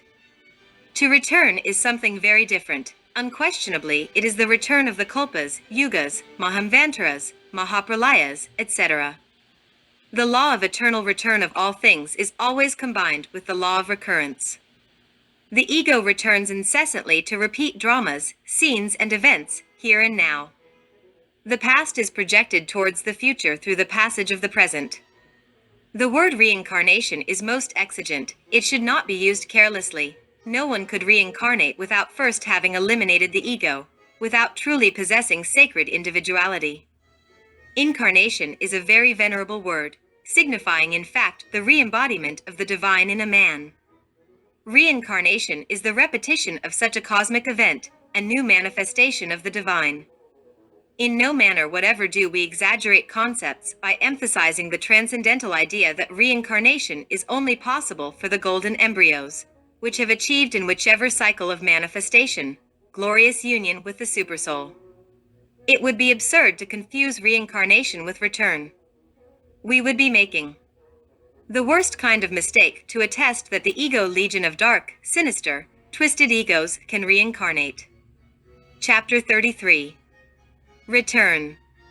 Speaking clearly and in plain language, we can and should state that three human forms go to the grave. A. The physical body. B. The vital body or lingam sarira. C. The personality. Without question, everyone knows that in a gradual process the dense form disintegrates inside the grave.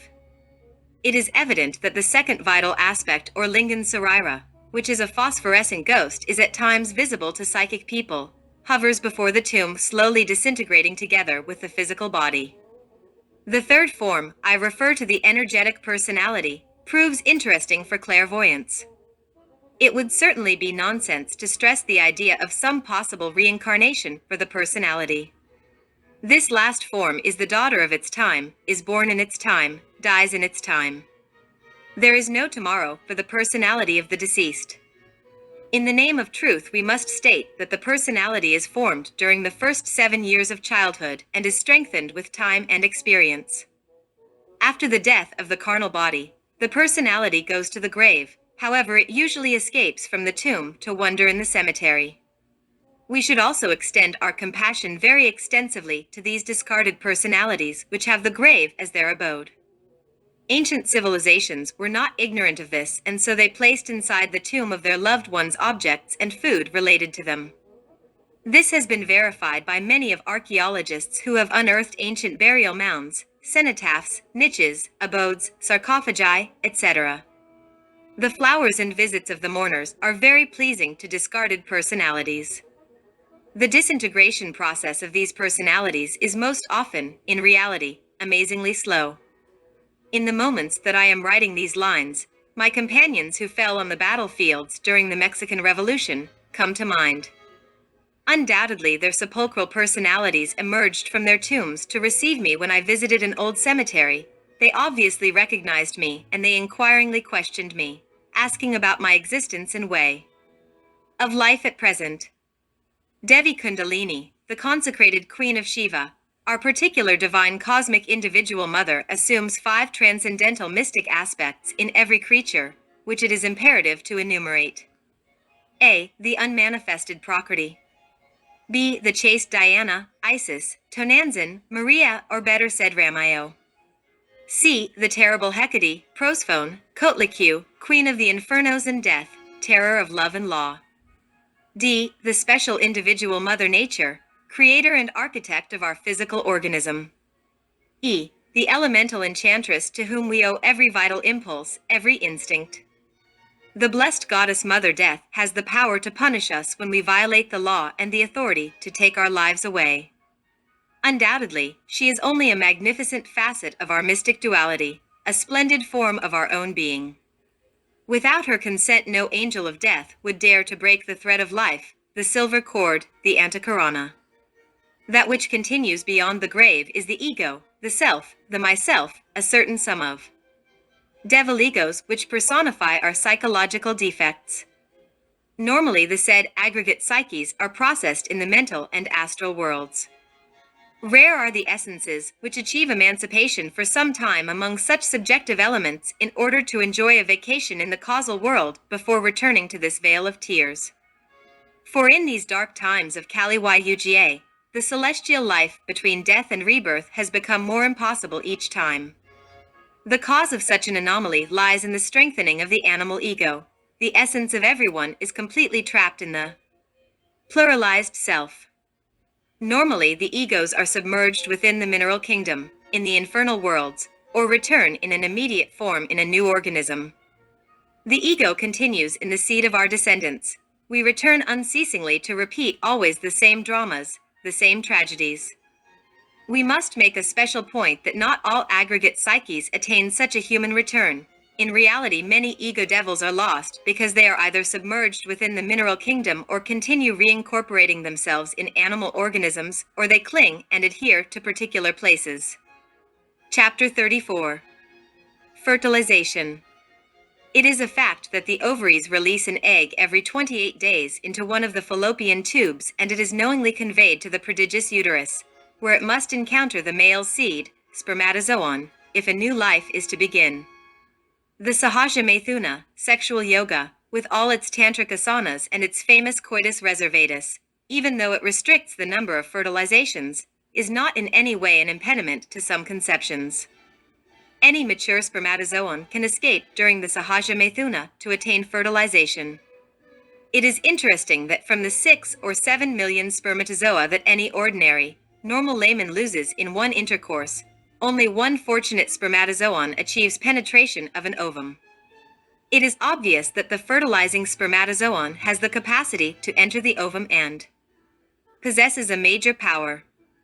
The idea that the dynamics of the fertilizing spermatozoon are due to the essence which returns to be reincorporated cannot be overemphasized. It is then manifestly absurd to spill the vessel of Hermes, to lose several million spermatozoa, when in reality only one fertilizing spermatozoon is necessary. The Gnostics create with the power of Kriya Sakti the power of the will and of yoga. In life we never spill the Sophic vessel of Mercury. In life there is no force more impelling in its expression than the efforts of the masculine and feminine germs to meet each other. The uterus is the feminine sexual organ in which the fetus develops, the vestibule of this world where the infant is prepared for its advent. We have been told very clearly that it is feasible to choose and voluntarily determine the sex of a child. This is possible when the law of karma permits. In every man's imagination there always exists a vivid prototype of the ideal female beauty. In every woman's imagination there never ceases to exist some perfect charming prince. This is well proved. If, at the height of intercourse, masculine desire predominates, the fruit of the love will be a girl. If, at the very moment during the height of lovemaking the feminine desire is outstanding, the infant will be a boy. Therefore, based on this principle we can formulate the following. If both Adam and Eve agree to procreate, obviously they can voluntarily decide on the sex of the baby. If, at the transcendental instant during chemical intercourse, husband and wife, in mutual psychological agreement, truly desire a male child, the evident outcome will be a boy. If at the marvelous moment of metaphysical intercourse, he and she ardently wish for a girl, the result will be a girl. It is written with fiery coals in the pages of the Book of Life that all conception is achieved under the cosmic influences of the moon in Cancer. Death and conception are closely related. The extremes meet one another. The path of life is formed by the tracks of the hooves of the horse of death. The last moments of a dying person are associated with the erotic delights of couples who are in love. The final second of life, the precise moment in which we exhale the last breath, we transmit to the future organism which awaits us in time and distance, a certain special cosmic design which comes to be crystallized in the fertilized ovum. It is through the silver cord, the famous Antikythera, that we remain connected with the fertile spermatozoon. It cannot be stated strongly enough that the essence only comes to penetrate the physical body at the moment of our first breath. Chapter 35. Beauty. Waldemar says, the so-called frightened pregnancy for women is well known to us so that we can greatly enlarge on the matter. It expresses the particular anxiety of the spirit which has an effect on the tender fruit in the womb. But, strangely enough, the immense importance of a psychic influence over the fetus has never been taken into sufficient consideration. In due course, the mere hint of things can occasion a physical transformation of the fetus. In this way, some time ago in a Berlin hospital, a woman gave birth to a monster, which had the ears and muzzle of a dog and animal fur. Amongst my acquaintances there occurred the case of the wife of an industrialist from Chemnitz who frequently visited the zoo during her pregnancy because she liked the lioness cubs very much. Subsequently, she gave birth to twins with lions' heads and claws. Both infants were lacking in human intelligence and died at the ages of 11 and 12, respectively. It has often been said that a newborn baby whose mother has been startled by a mouse has a blemish or mole similar to the mouse's skin, exactly where its mother put her hand in the moment of fear. In ancient times, Waldemar continues to say, they could extract the corresponding consequence of a woman's fear, which could entail both negative and positive results. Thus, Oppian makes it clear that Spartan women gave birth to extraordinarily beautiful and well-built babies because they always kept statues of Apollo, Jacinth, Narcissus and the Dioscuri in their bedrooms, as well as enjoying the music of harps and flutes during their pregnancy. It was also demanded of Spartan husbands to never show a grim face or bad temper to their wives in pregnancy. Instead, they always appeared content. Heliodorus tells of a frightfully ugly couple whose offspring was extraordinarily beautiful because the mother always kept a marvelous life-size statue of Adonis in her bedroom. The misshapen, ugly tyrant of Cyprus was nevertheless also the father of surprisingly beautiful children, due to the fact that he had decorated the bedroom with radiant figures of deities. Throughout the course of history, women were repeatedly suspected of infidelity because of their fright in pregnancy. Dark-skinned Priscina, the wife of Hydaspes, who was also of a dark complexion, bore a completely white girl after 10 years of barren marriage.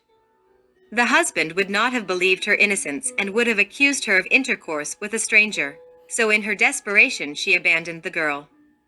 She named her Chariclia, and years later she found her by chance. Happily, she told her daughter, "As you were born white, a color contradictory to that natural to the Ethiopians, I understood the cause. In the arms of my husband, I saw the image of Andromeda naked, when abducted by Perseus from the rocks, and that is why you are this color." Then Priscina confessed to her husband that she had a daughter. She placed the statue of Andromeda next to Chariclia, and indeed the resemblance was disconcerting. Hydaspes was convinced, and in admiration, the people overflowed with jubilation and goodwill to all three. A critic of much penetrating spirit as Lessing also made expressively clear that the plastic arts in particular, aside from the infallible influence they have over the character of the nation, are capable of action which requires closer control by the state. If beautiful beings create beautiful statues, these act anew on them, and the state has to be grateful to the beautiful statues for the beautiful citizens. Amongst us, the delicate imagination of the mother seems only to be revealed in monsters. It is necessary for us to return to the original point of departure with a singular longing and cultivate the beauty of the spirit. The nuptial chamber must be turned into a temple of art. It is itself the magnetic center of love. Women of sacred predestination must never lose the capacity for wonder. Contemplate, O daughters of Venus, the divine sculptures in your bedroom, so that the fruit of your love be really beautiful. Create beauties, I say, in the name of love and truth. Be happy, well loved, be joyful with your creations. The nuptial bedroom is the sanctuary of Venus. Never must you desecrate it with unworthy thoughts. Chapter 36. Intelligence. Magic esoteric procreation, without seminal ejaculation, idioplastic impregnation of a fetus, should be animated by the intelligent desire to secure the most characteristic attributes and the possibility of a long life full of light and liveliness for the offspring. The appropriate moment to engender healthy and intelligent children lies in the upward curve of life, in which the marvelous essence of the infant is carried by the grand breath of the sun in the delicate, jubilant resurrection of great nature, where it will be reincorporated in the general flowering of universal life. It is written with words of fire that the potency of action and physical and psychic energy reaches magical procreation in a very special way in the ascendant quarter of May at sunrise. The so-called children from the wedding night, or those unfortunates who were begotten after copious banquets and drunken binges, are carriers of very inferior living values.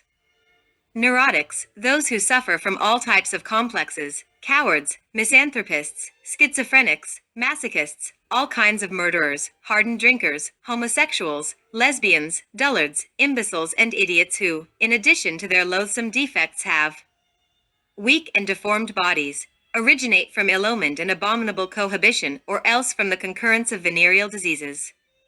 The uncontrolled procreation of children in instances of intoxication and unawareness, frequently under the depraved influence of alcohol, act as a curse on later generations.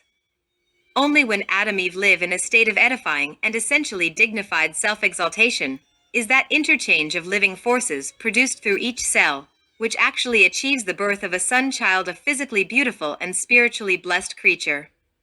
It is really unthinkable that man, as a stock breeder, cattleman, or gardener, exercises the greatest care to produce the best specimens of beast and fruit and the most beautiful, variegated, and fragrant plants through the selection and crossbreeding of the most select products and seeds, generally excluding these precautions, diligence, and attention in the very generation of his own kind.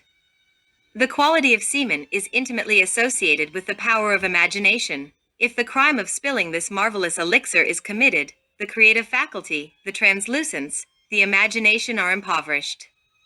Then it is impossible to maintain any beautiful image in the mind with the same freshness which we could use to give life and form to a new radiant creature. Plato, who in his banquet calls the doctrine of beauty the mysteries of Eros, defines love as the divine appetite suggested to man by a great universal power which manages to fill his heart with enthusiasm for the creation of healthy and beautiful children.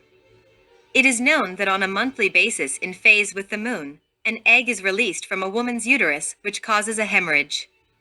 This is called menstruation.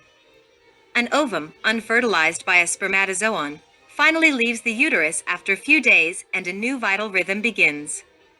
We have been told that at the point where the ovum is released, a so-called infinitesimal yellow body is formed. This is the marvelous fruit which possesses the precious substance of vigorous power from which the whole body obtains an energetic and structured result. And so, the bloodstream as well as all the vital cells are, in a manner of speaking, electrically charged anew. The more chaste the woman is, the more she transmutes and sublimates sexual energy, the more she produces within her a physical and spiritual revival. Undoubtedly, the more spasms and orgasms she has, the less the production of internal structural secretion. The valuable organic nuclei of the genital glands cannot then be transformed into that ethereal substance of delicate tissue which gives the physical cells of the body their tension and capacity for renewal, so premature aging and illnesses occur. Also, the longer or shorter the breathing pattern of the mother during labor determines the quality of the baby's first breath. This respiratory rhythm brings the flow of the world to and from her, pleasure and displeasure, value and unimportance.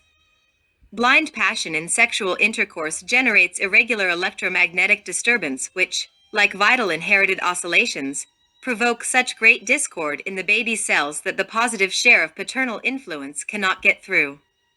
It is obvious that when there is scientific chastity, beauty, and love, the fertilized ovum will be impregnated by some highly evolved essence, and the result will therefore be a son or daughter with rich spiritual values. Chapter 37. The Law of Karma.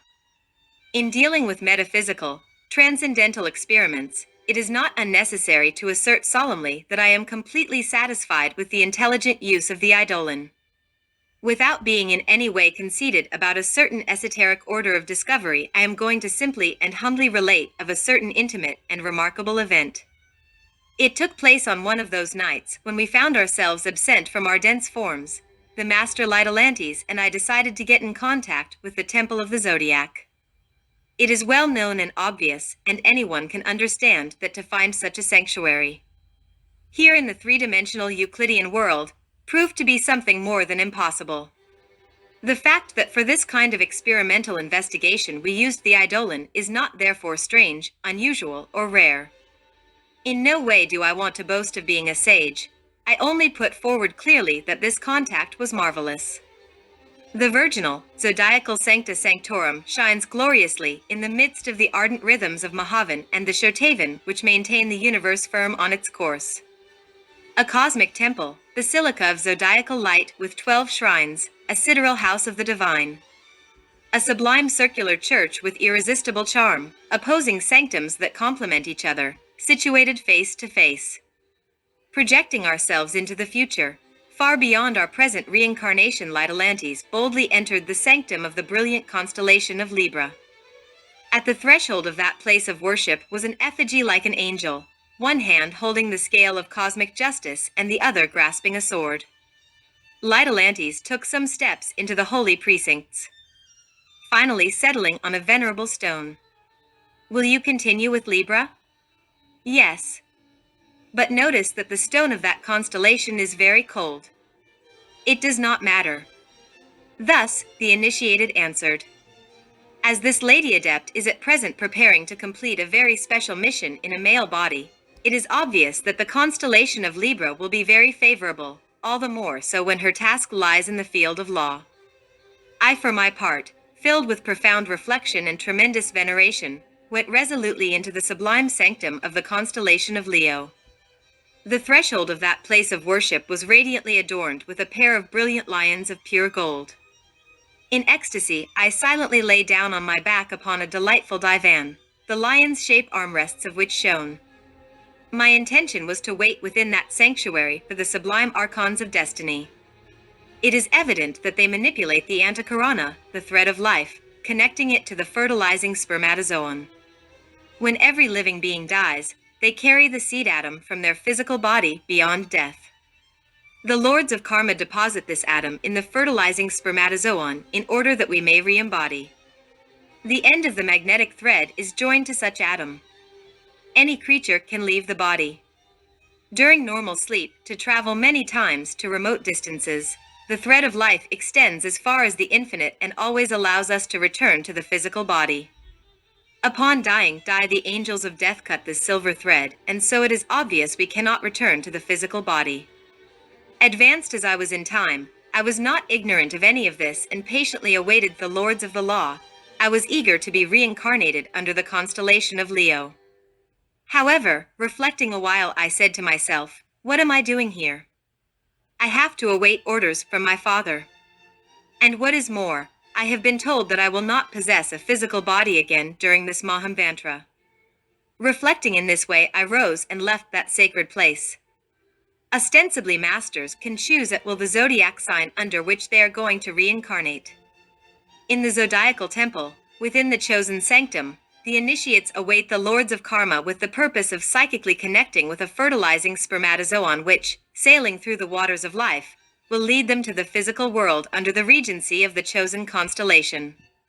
For unconscious Buddhadas, essences, in the sorrowful veil of samsara, everything is different. They disembody without being aware of it and automatically re-embody under any sign. In this point of return, injustice does not exist. The masters of karma select the zodiac sign of those who sleep. When we inhale for the first time, we become intimately impregnated by the star which will govern our new existence. The destiny of every creature that returns to the world is written in the wonderful book of the zodiac. Not only is karma paid for the evil done, but also for the good which was not done when we could have done it. Each wrongful action is a debt we incur to pay in a subsequent life. The law of action and consequence governs the course of our various existences, and each life is a result of the previous one. To completely understand the basis and modus operandi of the law of karma, it is essential to guide the ship of our life in a positive and constructive way.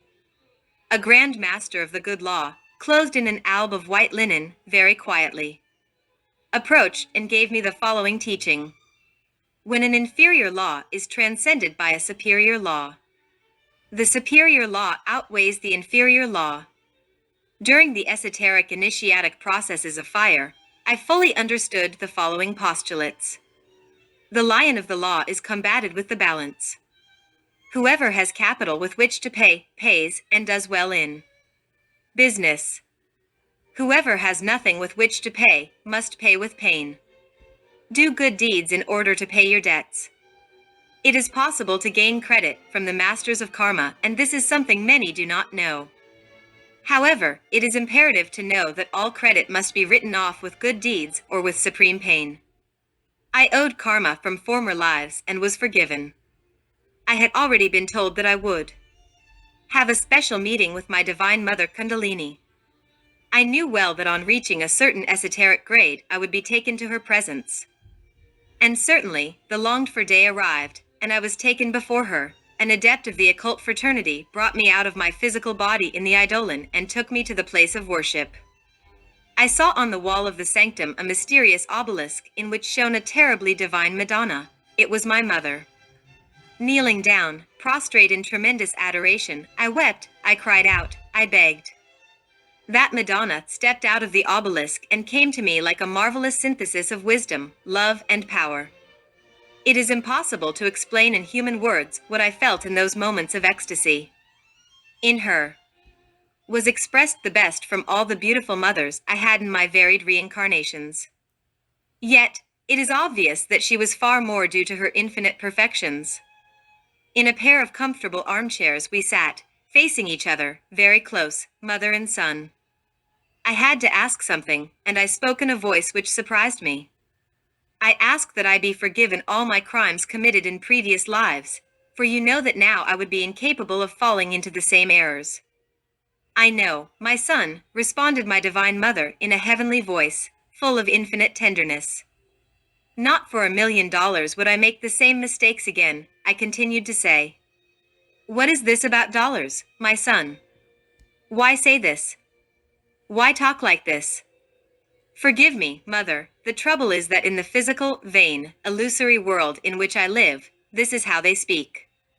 I understand, my son, replied my mother, and with these words from the adored one I felt cheered.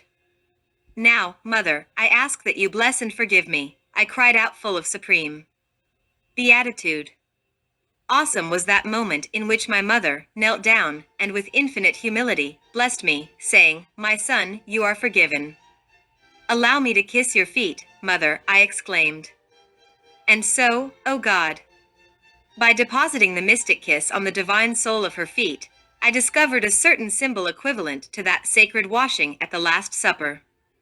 It is evident that I intuitively captured the deep significance of such a symbol. I had dissolved the pluralized ego in the mineral regions of our planet Earth, yet I had to continue dying in the infernos of the Moon, Mercury, Venus, Sun, Mars, Jupiter, Saturn, Uranus, and Neptune. Much later, after having investigated a certain very lamentable error from my previous reincarnation, I was nearly knocked down by a car in Mexico City. Without question, if I had not previously been forgiven karma, I would have ended up in hospital or a cemetery. When I held the book of my own destiny in my hands, every person has their own, I found its pages blank. The outstanding accounts had been erased by my divine mother Kundalini, except a certain page I had the name of a mountain where much later I would have to live. Is this some karma? I asked the lords of the law. It is not karma, they answered me. You will go there to live for the good of the great cause. However, this last one is not obligatory. I am granted the freedom to choose. I do not owe ordinary, everyday human karma, but it is clear that I must pay a levy to the lords of the law.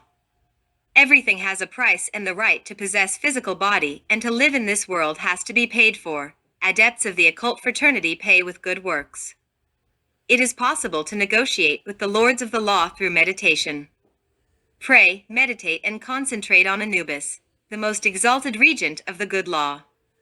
All doors except one are closed to the unworthy, that of repentance. Ask and it shall be given, knock and it shall be opened. Chapter 38. The Law of Recurrence. New with a sequence of unusual accounts, I wish to explain about the law of recurrence. The aforementioned law was certainly never something strange or outlandish for me. In the name of that which is divine, I must specially affirm that I only know of this pragmatic rule through my unwanted lives. To testify to all that we have really directly experienced is a duty for our fellow men. I have never wanted to slip away, to escape intellectually from the multiple variety of memories relating to my 3 previous existences and which correspond with my present-day life. For the benefit of the great cause for which we are struggling intensely, I prefer to push, to assume responsibilities, to pay, to openly confess my errors before the solemn verdict of public consciousness. Authentically and in plain language, it is appropriate to now explain that I was the Marquis Juan Conrado, 3rd Grand Lord of the province of Granada, Spain. It is clear that this was the golden age of the famous Spanish Empire. The cruel conqueror Hernán Cortés treacherous as none other, had pierced the heart of Mexico with his sword, whilst merciless Pizarro, in Peru, had made 100,000 virgins flee. In view of the fact that many noblemen and commoners, adventurers, and the wicked, in search of fortune, constantly embarked for the New Spain, in no way was I an exception. In a fragile, light and simple caravel, I sailed the tempestuous ocean for many months with the aim of reaching those American lands. I must assert that I never had the intention to plunder sacred temples of august mysteries, neither to conquer villages nor destroy citadels. I certainly traveled those American lands in search of fortune. Unfortunately, I made some mistakes. To study them is necessary in order to know the parallels and to consciously verify the wise law of recurrence. This was my times as a fallen bodhisattva, and incidentally, I was no tame sheep. The centuries have passed, and I have since awoken consciousness. Never can I forget such foolishness. The first parallel that we must study corresponds exactly with my present physical body. Having arrived from the mother country in that fragile craft, I settled down very near the cliffs on the Atlantic coast. In the times of the Spanish conquest, there was that other unfortunate international trade that had to do with the monstrous market in African Negroes. And so, for good or bad, I met a noble-colored family from Algeria. Still, I remember a maiden so black and so beautiful, like a miraculous dream from the Arabian Nights. If I shared the bed of pleasure in the Garden of Delightful with her, it was actually because I was moved by the incentive of curiosity. I wanted to see the outcome of this racial mixing.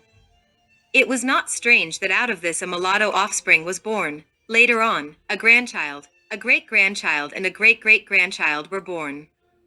In those fallen bodhisattva times, I forgot the famous astral marks, which originate in intercourse and which all the disenchanted carry in their karmasaya. It is manifestly clear that such marks connect one with those people and blood associated with chemical intercourse. It is opportune to say now that Hindustan yogis have made detailed studies about this. It is not superfluous to assert that my present-day physical body has evolved from the aforementioned metaphysical intercourse. In other words, I shall say that it turned out that I am clothed in the flesh which I carry in my present existence. My forefathers were the descendants of exactly that sexual act of the Marquis. It is astonishing that our descendants, through time and space, become ancestors. It is marvelous that after centuries we will be sheathed in our own flesh, to become the children of our own children. Endless journeys through the lands of New Spain characterized the life of the Marquis, and these are repeated in my subsequent existences, including this present one. Light Atlantes, as always, was by my side patiently enduring all the stupidities of my times as a fallen bodhisattva. In the approach of the autumn of life in each reincarnation, without beating about the bush, I confess I had left with the grave digger. I refer to an ancient initiate for whom I always abandoned my wife and who in each and every existence accomplished her duty by giving me a Christian burial. In the evening of my present life, this ancient initiate came to me. I recognized her immediately, but as I am fallen no longer, I gently renounce her. She went away heartbroken. Cloaked in that haughty and even contemptuous personality of the Marquis, I started the return journey to my motherland after a rather disgusting set-to over a cargo of uncut diamonds extracted from a very rich mine. For the benefit of many readers, it is not superfluous to place positive emphasis on the plain assertion that after a short interval in the region of the dead I entered anew, reincarnating in England. I admitted to the bosom of the illustrious Bleller family. I was christened with the pious name of Simeon. With the flowering of youth, I moved to Spain, stirred by an inner desire to return to the Americas. This is how the law of recurrence works. The same scenes, obviously, were repeated in space and time. Identical dramas, similar farewells, etc., including, as is natural, the voyage across the stormy ocean. Intrepidly, I jumped ashore on the tropical coast of South America, peopled at that time by various tribes.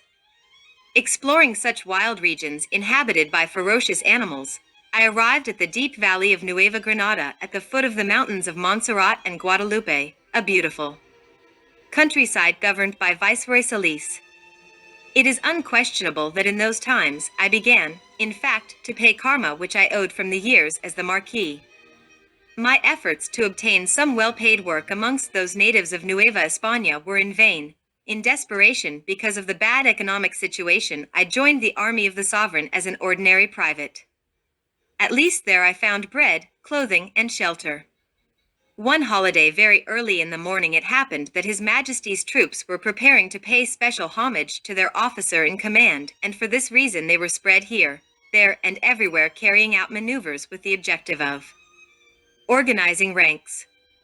I still remember a certain sergeant, ill-favored and argumentative, who reviewing his battalion, yelled, cursed, hit out, etc. Suddenly, drawing up before me, he grievously insulted me because my feet were not in the correct military position, and then noticing insignificant details on my jacket he treacherously slapped me.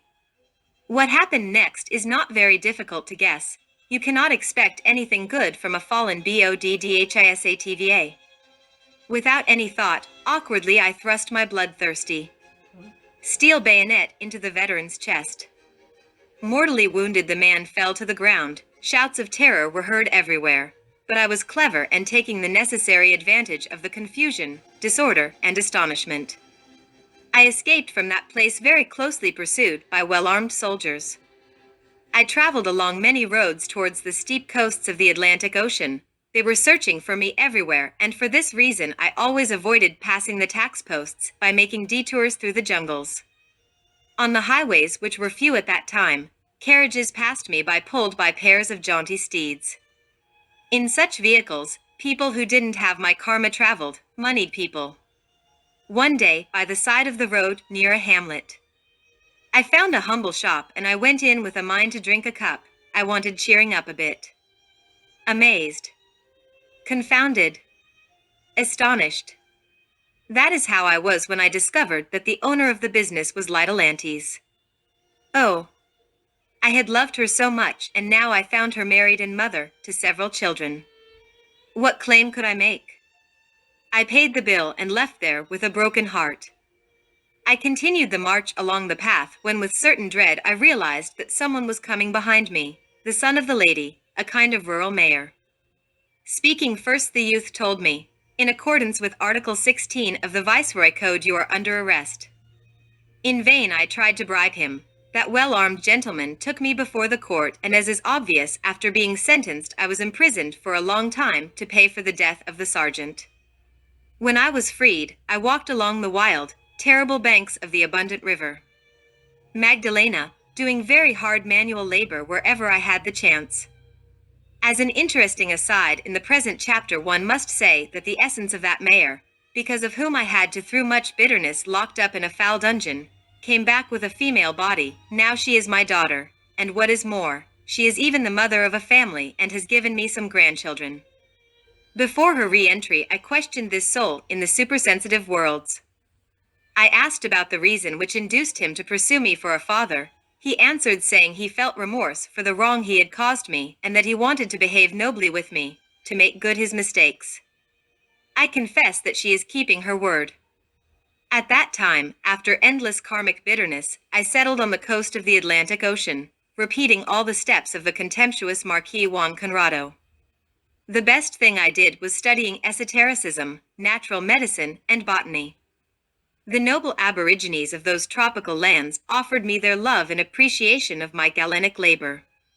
I always treated them disinterestedly without asking anything in return. Something unusual happened one day, the spectacular appearance of a great nobleman from Spain. This gentleman told me of his misfortune. His ship carrying all his wealth was being followed by pirates. He wanted a safe place for his abundant riches. Fraternally, I offered comfort and even proposed opening up a cave for the safekeeping of his wealth. The gentleman accepted my advice, but not without previously demanding that I solemnly swear honesty and loyalty. We both came to an understanding with the fragrance of sincerity and the perfume of courtesy. Afterwards I gave orders to my people, a very select group of aborigines. They dug a hole in the ground. When the hole was ready, we very carefully lowered a large trunk and a much smaller chest containing solid gold pingots and precious jewels of incalculable value. By means of certain magical exorcisms, I cast an enchantment over the guarded jewels, as Don Mario Rosso de Luna would say, with the intention of making them invisible to unpleasantly greedy eyes. The gentleman rewarded me very well by generously handing over a bag of gold coins. He left those parts proposing to return to his homeland to bring back his family, since he wanted to establish himself majestically in those beautiful lands of Nueva España. The hourglass of destiny is never still. Days passed, months and years, and that good man never returned.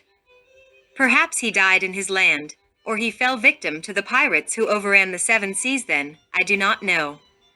There are sensational cases in life. One day, in my present reincarnation, whilst far from my Mexican land, I was talking about the said subject with a certain group of Gnostic brethren amongst whom Master Gargakichines was outstanding for his wisdom. It was then that I received a tremendous surprise. With mystical amazement, I saw the sovereign commander Gargakichines rises to emphatically corroborate my words. The cited master informed us that he personally had seen such an account written in golden verse. He spoke to us about a dusty old book and lamented having lent it. God and Virgin Mary help me. Yet I had never known about such a book. Old traditions from antiquity tell us that many people from those Caribbean coasts were searching for Bleller's treasure. It is curious that those noble aborigines who had buried so rich a fortune long before are again re-embodied, forming a Santam Sanctorum Sanctuarium group. The law of recurrence works in this way. I clearly recall that after my stormy existence with the aforementioned English personality, I was constantly invoked by those persons who are dedicated to spiritualism. They wanted me to tell them the spot where the delightful, guarded gold was to be found, greedy for Bleller's treasure. However, it's evident that in being faithful to my oath in the region of the dead, I never wished to part with the secret. Repeating the steps of the insolent Marquis Juan Conrado, in my subsequent existence I reincarnated in Mexico. I was baptized with the name Daniel Coronado, born in the north, in the area round Hermosillo, all places known to me in other times as the Marquis. My parents wanted everything good for me, and as a youth they enrolled me in the military academy. At a very young age, but it was all in vain. One of those days, I used a weekend badly in feasting and drunkenness with madcap friends. I still confess to some shame that I had to come home with the cadet's uniform soiled, torn, and degraded. Obviously, my parents felt deceived. It is obvious that I never returned to the military academy. Undoubtedly, from that moment on, my bitter path began. Then, luckily, I found Lytolantes again. She had been reincarnated with the name Legiapaca, or Francisca. Fortunately, she married me. The biography of any life is in fact a very difficult and substantial task. For this reason I have only emphasized certain details with an esoteric purpose. Without question, I did not enjoy a comfortable situation. I earned our daily bread with difficulty. Many times, eating on Legia's miserable salary. She was a poor rural school teacher, and to make matters worse, I even tormented her with my execrable jealousy. I did not wish to look favorably upon those of her colleagues in the teaching profession who offered her friendship. Still, I did something useful at that time. I formed a fine esoteric Gnostic group in the center of Mexico. Students from that congregation returned to me in my present existence in accordance with the law of recurrence. During Porfiro's bloody regime, I certainly did not have a very agreeable post in the rural police. I made the inexcusable mistake of prosecuting the famous Golondrino, a dangerous bandit who lay waste the region. Clearly such an unsavory character was executed. In my present existence, I met him again re-embodied in a female body, suffering prosecution mania, frightened of being imprisoned for theft. She struggled to loosen herself from imaginary ropes, believing she was about to be executed. It is plain that I wrote off my department by curing the said malady. The psychiatrists had failed lamentably. They were not qualified to heal her. At the outbreak of rebellion against Don Porfirio Diaz, I resigned the inauspicious post with the police. Then, with lowly workers with picks and shovels, poor laborers enticed away from the estates of their masters, I organized a battalion. This brave handful of humble people were certainly admirable, scarcely armed with machetes because no one had enough money to buy firearms. Fortunately, General Francisco Villa welcomed us into the North Division, and there we were given horses and rifles. There is no doubt that in those years of tyranny we fought for a great cause. The Mexican people groaned under the heels of dictatorship. In the name of truth, I must say that my personality as Daniel Coronado was certainly a failure. The only things of worth in that troubled life were the esoteric group in the Federal District and my sacrifice in the Revolution. To my comrades in the rebellion, I say, I deserted the ranks when I became seriously ill. In my last days of tortured life, I roamed the streets in the Federal District, barefoot and in tattered rags, hungry, old, infirm and begging. With deep distress, I frankly confess that I died in a filthy hovel. I still remember the moment when the doctor, seated on a chair after examining me, shook his head and exclaimed, "This is a lost case," then left. What happened immediately after was frightful. I felt terribly cold like the ice of death. Screams of desperation reached my ears. "Saint Peter! Saint Paul! Help him!" cried the woman whom I called the grave digger. Strange skeletal hands seized me by the waist and took me out of my physical body. It was obvious that the angel of death had intervened. Resolutely the angel cut the silver cord with the sickle and then blessed me and went away. Blessed death! How long had I awaited you? At last you came to my aid, so bitter was my existence. After unnameable grief, I rested happily in the superior worlds. Certainly, the human pain of mortals also has its limits beyond which reigns peace. Unfortunately, that repose in the deep bosom of eternity did not last for long. One day, one of the shining lords of the law very softly came to me and said, "Master Samael Aun Weor, everything is ready, follow me." I immediately answered, "Yes, venerable master, fine, I shall follow you." Then together we traveled to various places and finally entered a stately house, crossing the courtyard and passing through a drawing room. Then we went into the lady of the house's bedroom. We heard her groans as she underwent labor pains. This was the mystic moment in which I watched with amazement the silver cord of my present existence psychically connected to the infant about to be born. Moments later that baby eagerly inhaled the prana of life. I felt drawn into the interior of its small organism, and then I cried with all the force of my soul. Around me I saw some people smiling, and I confess that my attention was especially drawn to a giant who gazed at me tenderly. He was my earthly father. It is necessary to emphasize that the author of my days was in the medieval times during the age of chivalry, a nobleman whom I had defeated in a bloody battle. He had sworn then to take revenge, and as is clear this he fulfilled in my present existence. At a very young age I abandoned my home, provoked by painful circumstances, and I traveled to all the places where I had been in previous existences. The same dramas were repeated, and the same scenes, Lytolantes, appeared again on my course. I re-encountered my old friends. I wished to speak to them, but they did not recognize me. My efforts to make them remember our pastimes were fruitless. However, something new happened in my present reincarnation, my inner real being made desperate, terrible efforts to bring me back to the straight path from which I had deviated for such a long time. I openly confess that I dissolved the ego and that I raised myself up from the mire of the soil. It is obvious that the ego is subject to the law of recurrence.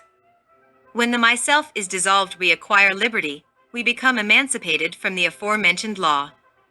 Practice has taught me that the different scenes of diverse existences come from within the cosmic spiral, always repeated, in due course, in higher or lower spirals.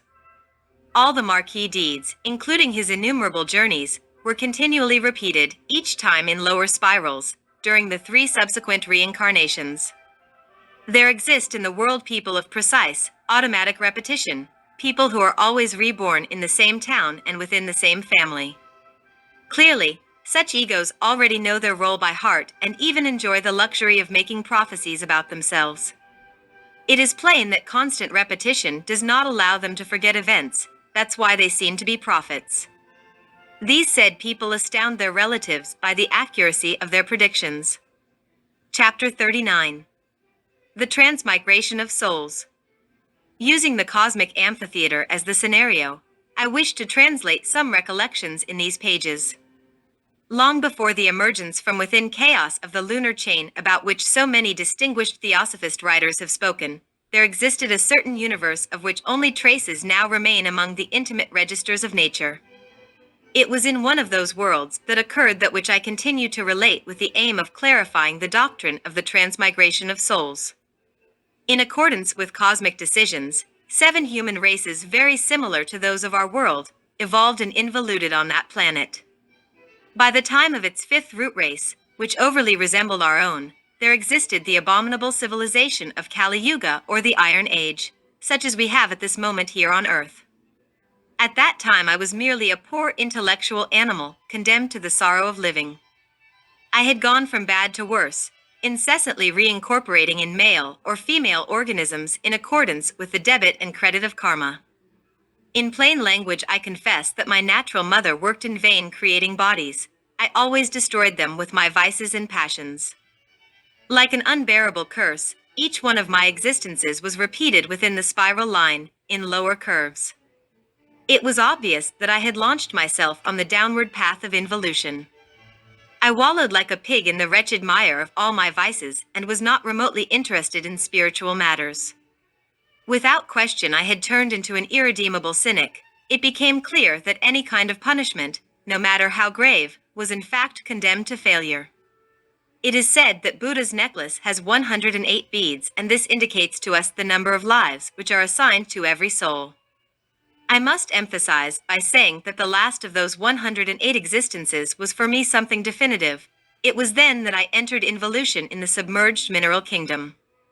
The last of those personalities was of the female sex, and it is clear that after wallowing in the bed of Procrustes, it served me the passport to hell.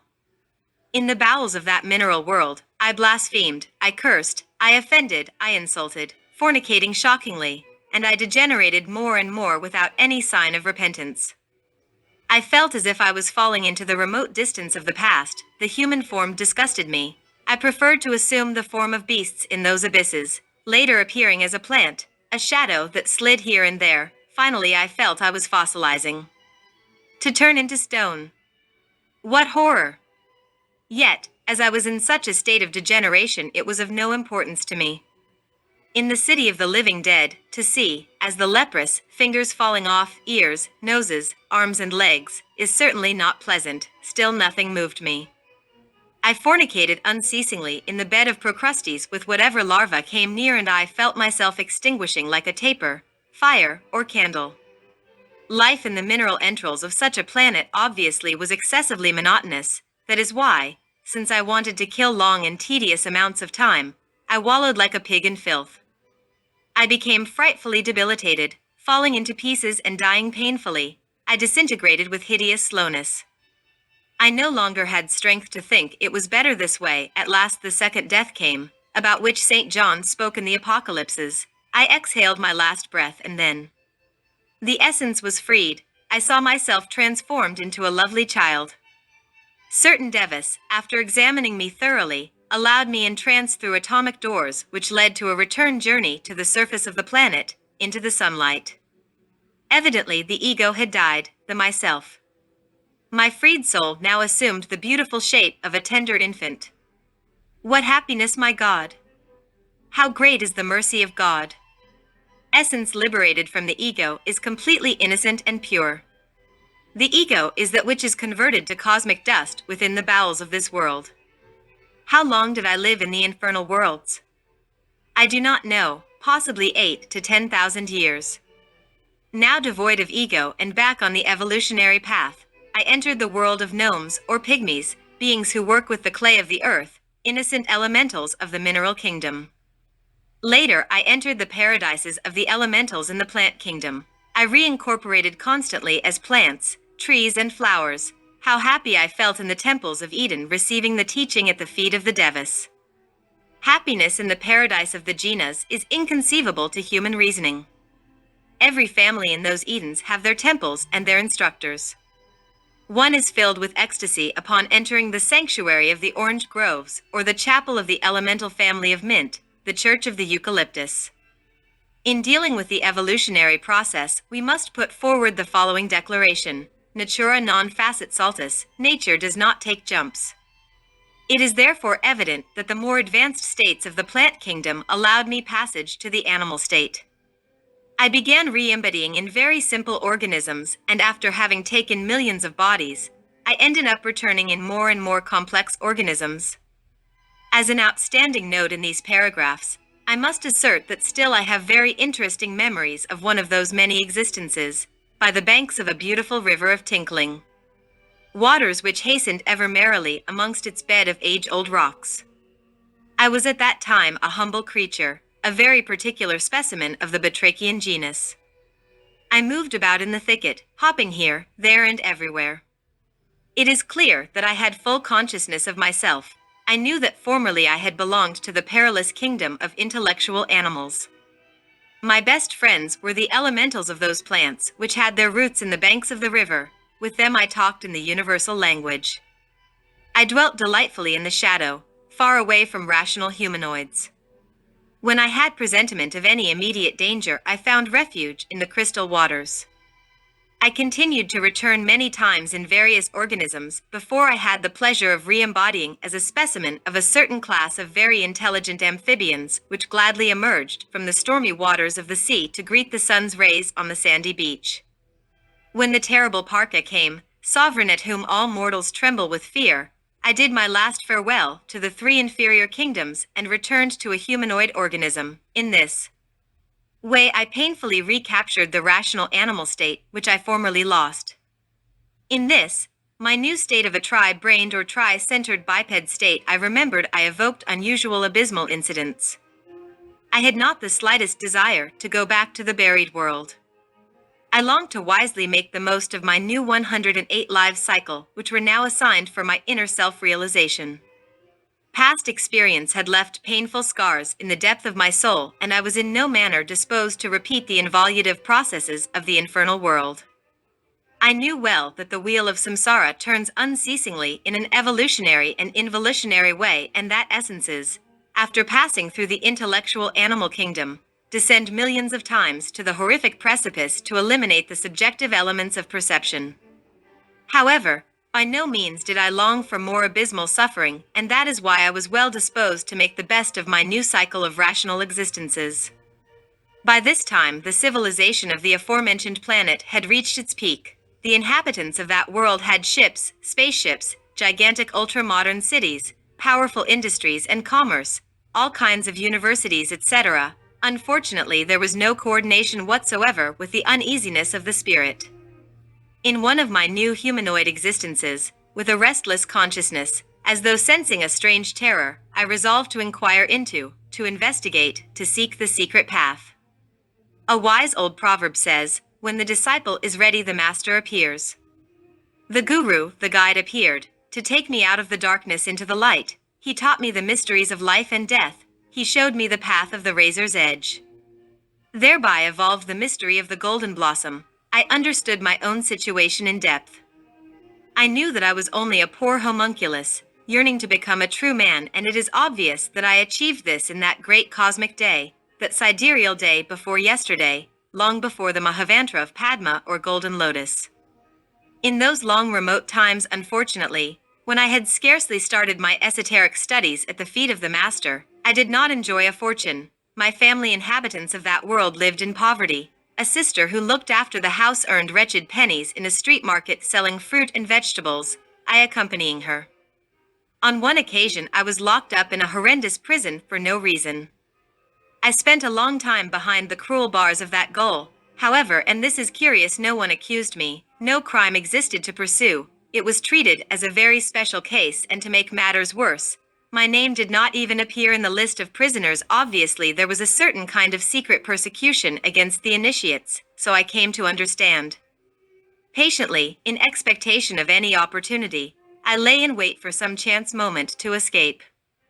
A number of times I tried in vain to escape, but finally one day, for no particular reason, the guards forgot that a door had been left open. Unquestionably, I could not miss such a longed-for opportunity. In a matter of seconds, I was out of that prison, making detours in a market square with the intention of throwing some of the police who had managed to see me and were following, off the scent. At any rate, I succeeded in my attempt and left that city for good. I shall conclude the present chapter by saying that only by working in the fiery forge of Vulcan did I then manage to become a Superman. Chapter 40. The Arcane 10. From the strictly academic point of view, the word evolution means development, construction, progression, improvement, advance, edification, dignification, etc. Making a clear, orthodox, and purely grammatical approach, the term involution signifies inverse progression, retrogression, destruction, degeneration, decadence, etc. Obviously, it is urgent to emphasize the transcendental idea that the law of antithesis is coexistent with any crude natural process.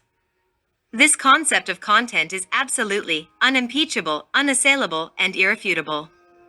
Specific examples: day and night, light and darkness, construction and destruction, increase and decrease, birth and death, etc.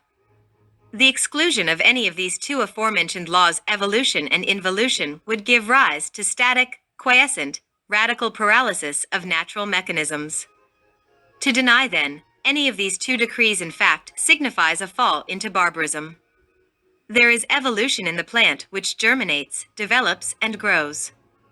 There is involution in the plant which gets old and slowly decreases until it becomes kindling. Evolution exists in every organism which gestates, is born, and grows. Involution exists in every creature which expires and dies.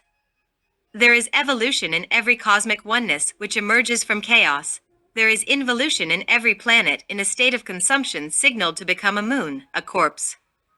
There is evolution in every ascending civilization. There is involution in any descending culture. It is evident that both the aforementioned laws constitute the fundamental mechanical axis of nature. Unquestionably, without such a basic axis, the wheel of natural mechanisms would not be able to turn. Life flows in waves which rotate with the arcane 10 of the tarot. Essential waves start their evolution in the mineral kingdom, proceed with the plant state, continue on the animal scale, and finally reach the level of the intellectual humanoid.